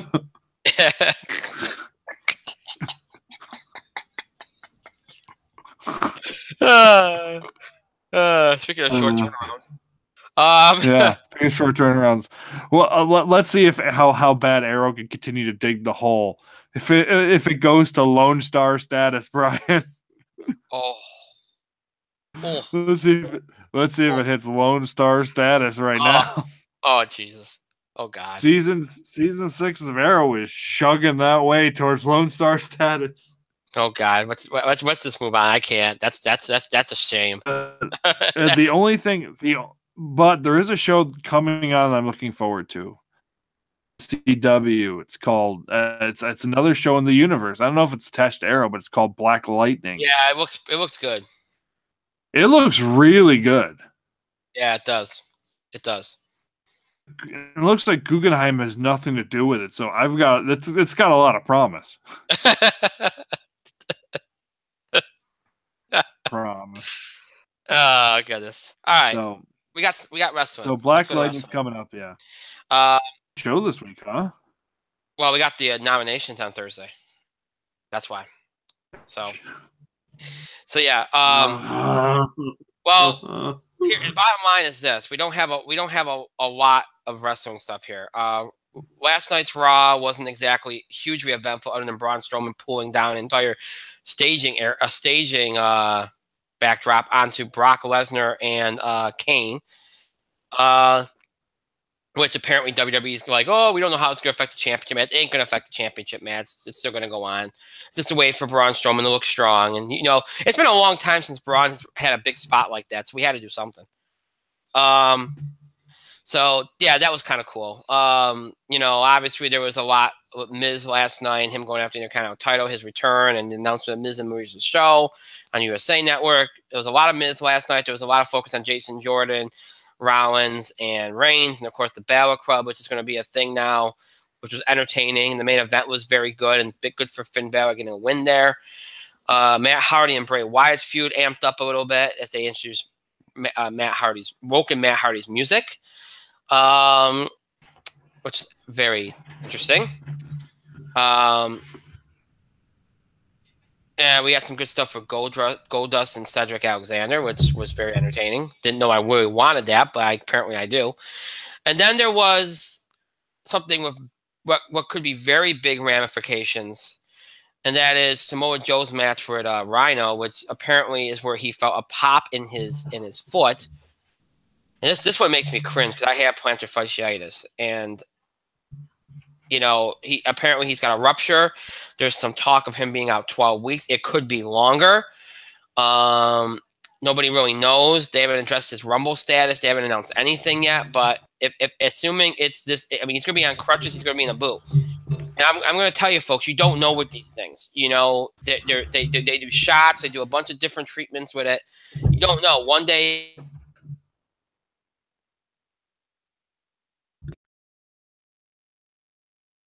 recovery time will be. It's a tricky injury because you don't know. He did this in a squash match, essentially. It's crazy. He was hinting at John Cena last night, which was interesting, but apparently John Cena is not his match, even whether he was injured or not.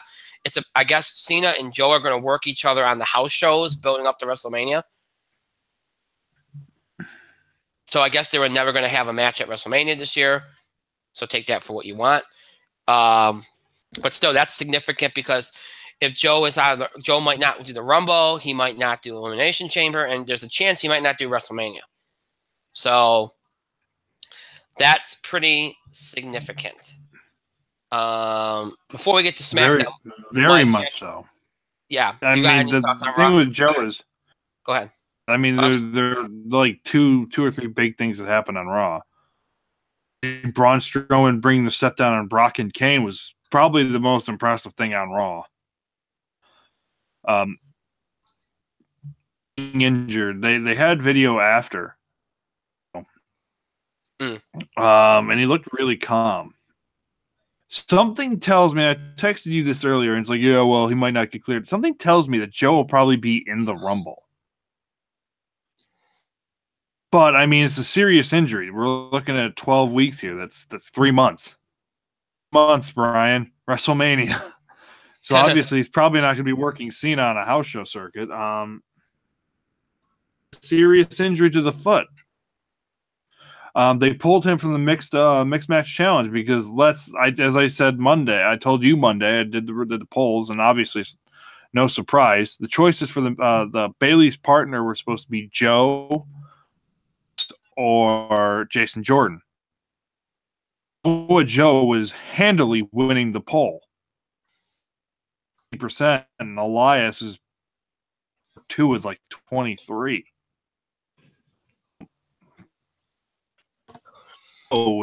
He had to be pulled from the mixed match challenge. Obviously, Elias had to be slotted in as Bayley's partner, which is interesting. Interesting with Joe and Bayley.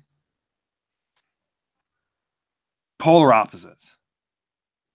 Polar opposites, man. So, I think Joe might be in the Rumble. They might clear him to do that, but he won't be like an Iron Man or something. He'll have a short stint. But yeah, he's going to be in a boot for a little bit. If you can get Joe in at Mania, it'd be great because there were some rumored plans for Samoa Joe that shot him to the moon. This is a setback, but you never know. Joe might rush back as soon as he can because WrestleMania is a big moment, and Samoa Joe is one of those guys primed for a huge main event push. So it's tough luck for Joe. It really is. And the other big thing that happened, other than Braun, Joe, is Balor Club. Was fantastic. You mentioned Woken Mac and his music. Matt's music is actually pretty decent. But the Balor Club thing was fantastic. It built into the Jordan Rollins Reigns storyline, kind of moving forward, kind of saying Jason Jordan's not ready there. He's not there yet. Condescending, much like Seth Rollins, the character anyway.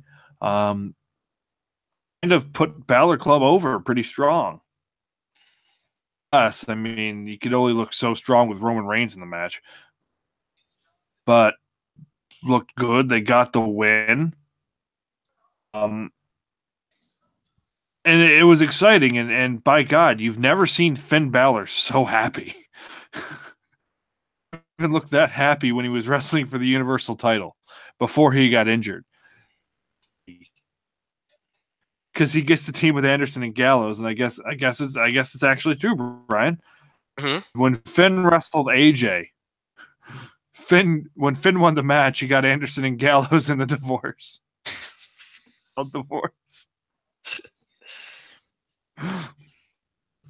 Sorry, AJ. Anderson and Gallows belong to Finn now. And it's kind of cool because the OGBC, the old club. Club, I guess they would say too.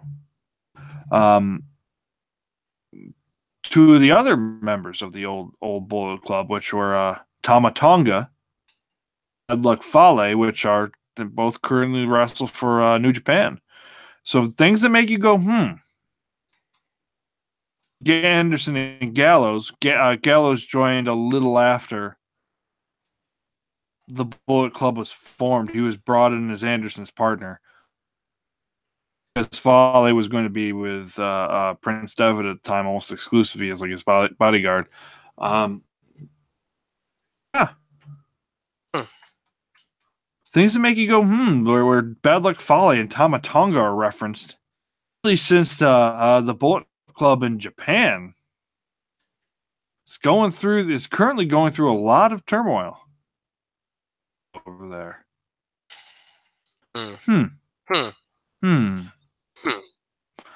But anyways, Raw existed, but there were a couple big moments. And Balor Club and Braun. Obviously Braun. Too bad Braun wasn't in front of a crowd. Because they would have chanted one more time, and he would be like, all right, I'll try to bring the non-ring set down on him, too. He's a giver. He's a card pleaser. I love it. The most sociopathic crowd pleasing character we've had in a very long time, and everybody's happy. Braun's the face we deserve. We need to send the crowd. The one we need. I literally saw a meme. I saw a meme this morning that was, you know how the whole old adage, send the crowd home happy. Mm-hmm. You know, send the crowd. We need to send the crowd home happy. Next picture is Braun Strowman pulling down the stage on Brock Lesnar and Kane. It would have also been helped as Braun Strowman assaulting Enzo Amore. That would have been great. Oh, that would have really sent them home happy. Oh. Classic. Yeah. Give the fans what they want. A couple of things before we do SmackDown. They've announced a few more names for the Raw 25 special. The Godfather, Brother Love, Teddy Long, The Boogeyman, Ted DiBiase Sr., Sergeant Slaughter, and John Laurinaitis. People power. Yeah. So they've all been announced. A couple of other things. Enzo Amore did this. You know how Corey Graves does that show on network? Straight from the Source, I think it's called. He did an interview with Enzo, which I guess stirred the pot because he mentioned Big Cass and how he's upset with him for not finishing that match when he got injured in, I guess. And you know, I guess there was some talk about the Big Cass, the whole thing on Twitter and everything. So that was interesting. There's a lot of heat between those two. They don't even talk anymore. So it's interesting to hear that kind of explored, and the fact that they went into it on the network. And I guess we all thought Enzo got hurt last night, but I guess he's fine. I mean, it doesn't seem like anything came out of that. But still, real interesting there, because that looked like something might have happened there. But now let's see what else is there. Is anything else? Oh, Becky Lynch is going to be in the Women's Royal Rumble. That came out of SmackDown tonight. Let's see. I think that's it, because I think we talked about Samoa Joe. Let's see. Is there anything else? I guess Sami Zayn's teaming up with Becky Lynch in the mixed tag tournament. I think that's it. So other than that, we got SmackDown. And SmackDown was interesting tonight. I haven't watched the whole show yet, but they continued the Daniel Bryan, Shane McMahon angle. There was a lot more tension there. They did something interesting. I guess we have a 2 out of 3 falls match for the tag titles at the Rumble now. With the Usos and Clark, Benjamin and Gable. So that was interesting. I like the way they developed that. The U.S. title tournament continued, which is clearly just building towards Roode and Mahal at the pay-per-view. Let's just be honest here. You know, that's happening. And then we had the main event, which ended up making a handicap match with Orton, Nakamura, and Styles versus Owens and Zayn, which, look, they had to let the faces get over eventually. Owens and Zayn have gone over the last 2 weeks. It was going to 3 times tonight. Yeah, it's going to happen. So I really this Shane Daniel Bryan stuff is just really freaking good. I mean, it's slow burn, but I love it. And obviously they're building to the pay-per-view. And I mean, a lot of it was just build up, but it was an entertaining build up. So I thought I mean, was it as good as last week? No, but I thought it was a fairly good show tonight. So, what I seen and what I read, um, Mike, I'm sure you have thoughts. Go ahead. I didn't down. Hmm. However, I've seen bits of things. I want to say that whatever they're doing with Mojo Rawley seems to be working. It is. It is. Dude Yeah. isn't he's kind of like this villainous hype guy. He's so serious. It's really interesting.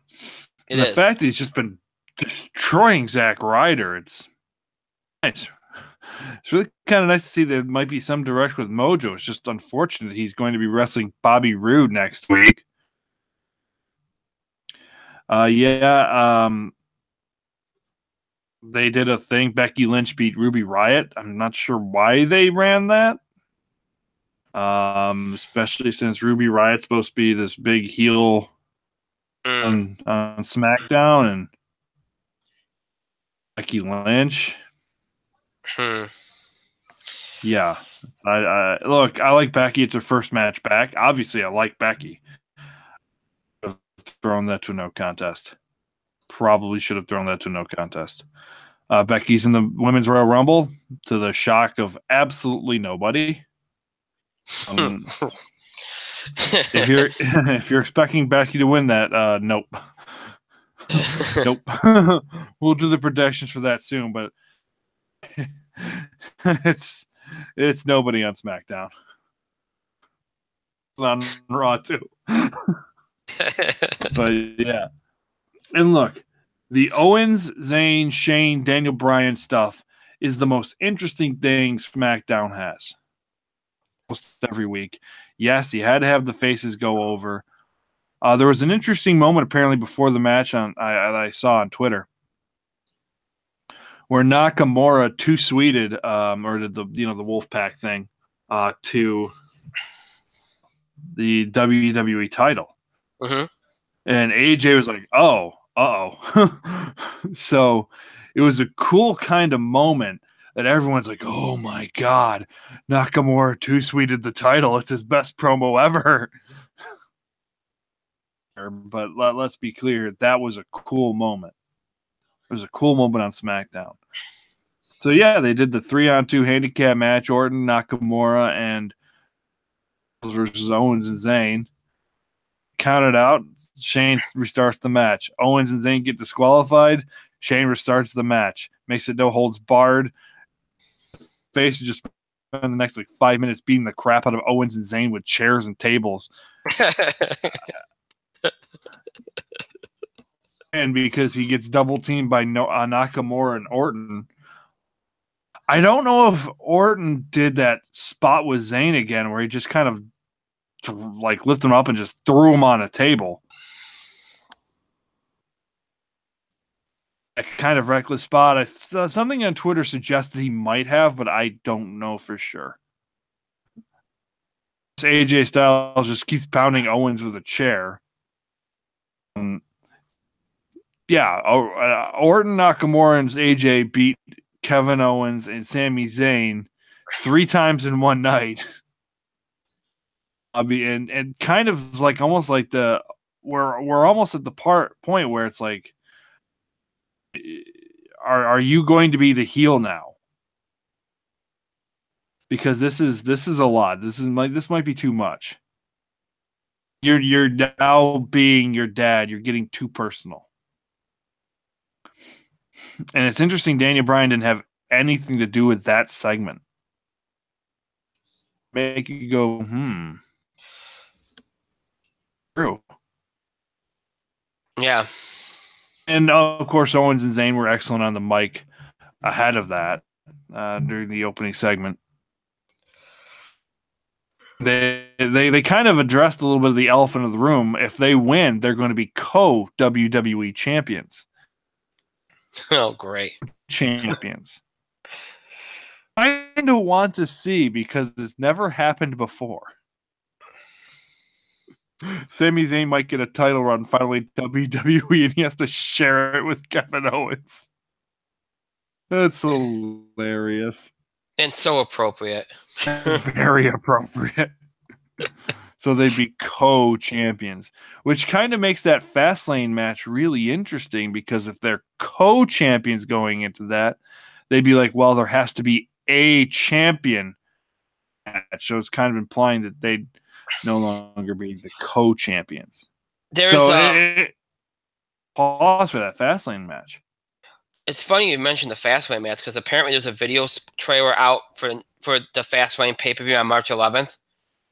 And it has AJ with the title. Of course, that could change. They can easily change that, but it's still the match that I told you we know. It's just Orton, Nakamura, Styles, Owens, and Zayn in a fatal 5-way for the championship. So, that's still the match. And everybody's like, oh, that means that, this person ain't winning the Rumble and all this other stuff. It doesn't mean anything, folks, okay? Card subject to change. All right?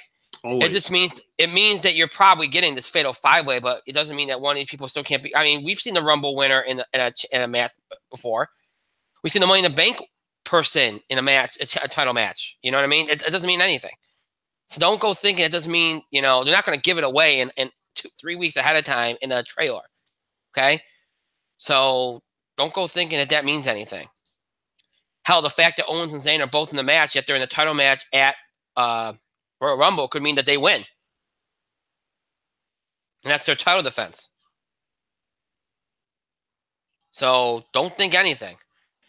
So, but yeah, there's a trailer out there apparently that was aired. So that we already knew about that fatal 5, but that kind of lends more credence to it. So, yeah. So fairly. Not a very eventful week so far, but now, I'm going to say this, now that college football is over and, Monday Night Football is over and Monday nights there's really not much competition on Monday nights right now. It's for WWE. These next few weeks, I think will amp. Obviously this week will probably be a little more build up, but the week after Raw 25 and the Rumble, things will pick up and you'll start to see the WrestleMania picture and build up start to take shape. And that's when it gets very exciting. So, all right, we got through everything. It's late. We did everything we had to do. We're done for tonight. As always, the show might be over. It does not mean you have to stop interacting, contributing to the show. Can you have your voice heard? Send us your feedback, questions about the show, scheduling the show, questions about the film awards. Again, submissions for the film awards can only be done by email only, but questions can be asked by email, Facebook, or Twitter. Reactions, comments, opinions on things we talked about in the show, things we said. Topic ideas or breaking news items, radio, sports, entertainment, wrestling you want us to cover. Any of these things you can do by email, Facebook, and Twitter. You can email us at itspotlight411@gmail.com. You can also follow us and tweet us at itspotlight411. Please remember to use the hashtag itspotlight411 for anything to tweet with Guy on the show. And again, you can find us on Facebook. Just search for In the Spotlight 411 on Facebook. And make sure you like our fan page once you find it so that you can follow us anytime you want. Again, Facebook, Twitter, follow us so you can have the latest information about the show along with being able to interact with us. Very important to follow us on Facebook. Make sure you can search for us on Facebook in the Spotlight 411. Make sure you like our page once you find it. And, of course, follow us on Twitter at IT Spotlight 411. And make sure you follow us so you can have access to all of our random stuff that we post along with all the big show information that we post as well. 2 ways to keep up with the show and look back at classic episodes. You can either stream us anytime on Google Plus and YouTube. Just search In the Spotlight 411. And once you do, you'll be taken to our show pages on both sites. We have access to every episode we've ever produced. For Google Plus and YouTube. That's everything from October 2015 all the way up to tonight's current episode. Those episodes available for you. Those episodes available for you to stream anytime you want. Just go to Google Plus and YouTube and search for In the Spotlight 411. If streaming's not your thing, maybe you want to listen to us on the go, just listen to us in general rather than seeing us on screen. Maybe you're interested in older episodes of the show. Whatever the case may be, you can find us on our main host sites, Podbean and iTunes. Just search for In the Spotlight 411 on those sites. And when you do, you'll be taken to our show page on both sites where you'll find every episode we ever produced. And then 7.5 years we've been doing the show. So all of our episodes from our original Blog Talk Radio run from October 2010 to January 2011. All of our episodes from our Talk Show run from January 2011 all the way up to mid-October 2015. And, of course, all of our Google Plus and YouTube episodes from mid-October 2015 all the way up to tonight's current episode transferred from their streaming format into audio format for your convenience. Every episode we've ever done in order from the most recent to the oldest, all available for you to listen to anytime you want. Maybe missed an episode, missed a part of an episode, just want to listen to an episode again, maybe just want to listen to episodes in general, maybe I listen to an episode from a few years ago, or an episode just from the other day. Whatever the case may be, you can do all that and more on our main host sites, Podbean and iTunes. Just search In the Spotlight 401. So Google Plus, YouTube, Podbean, iTunes. Those are your 4 ways to keep up with the show and look back at classic episodes on Google Plus, YouTube, Podbean, iTunes. Your ways to keep up with the show and look back at classic episodes. Just search for In the Spotlight 411. Again, search for In the Spotlight 411. I want to thank Mike for being here tonight. Thank you, Mike. It's late. It is. It's time for bed.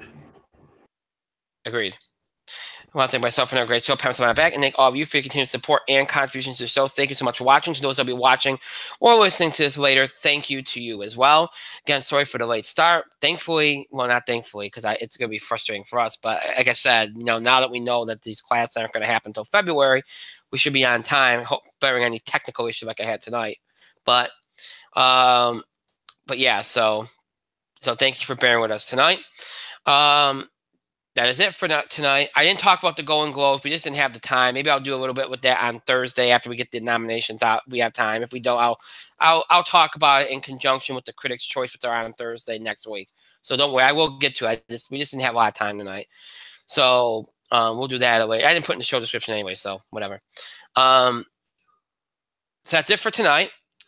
Next show, this Thursday, will be the night that we announce the 8th annual In the Spotlight Film Award nominations. We will announce the nominations you all helped or those that participate helped to provide. Of course, we will also give you the information you need to participate in the live voted awards. Those awards that we voted on live during the In the Spotlight Film Awards later this month. So we'll let you know how to help to decide the nominees and how to participate in that part of the process. We'll do all that on Thursday. So Thursday, one of our biggest shows of the year. You'll want to make sure you tune in for that. As for what's going to go on beyond Thursday, I'll talk more about that on Thursday as well. So until Thursday, I hope you have a great night, a great Wednesday, and a great Thursday. We'll see you back here for our next show this Thursday night, January the 11th, broadcasting and streaming live on Google Plus and YouTube Live. Well, not Google Plus, on YouTube Live at 9 o'clock p.m. Eastern Time. Yeah, that's this Thursday, January the 11th. That's our next show. Until then, have a good night, everybody.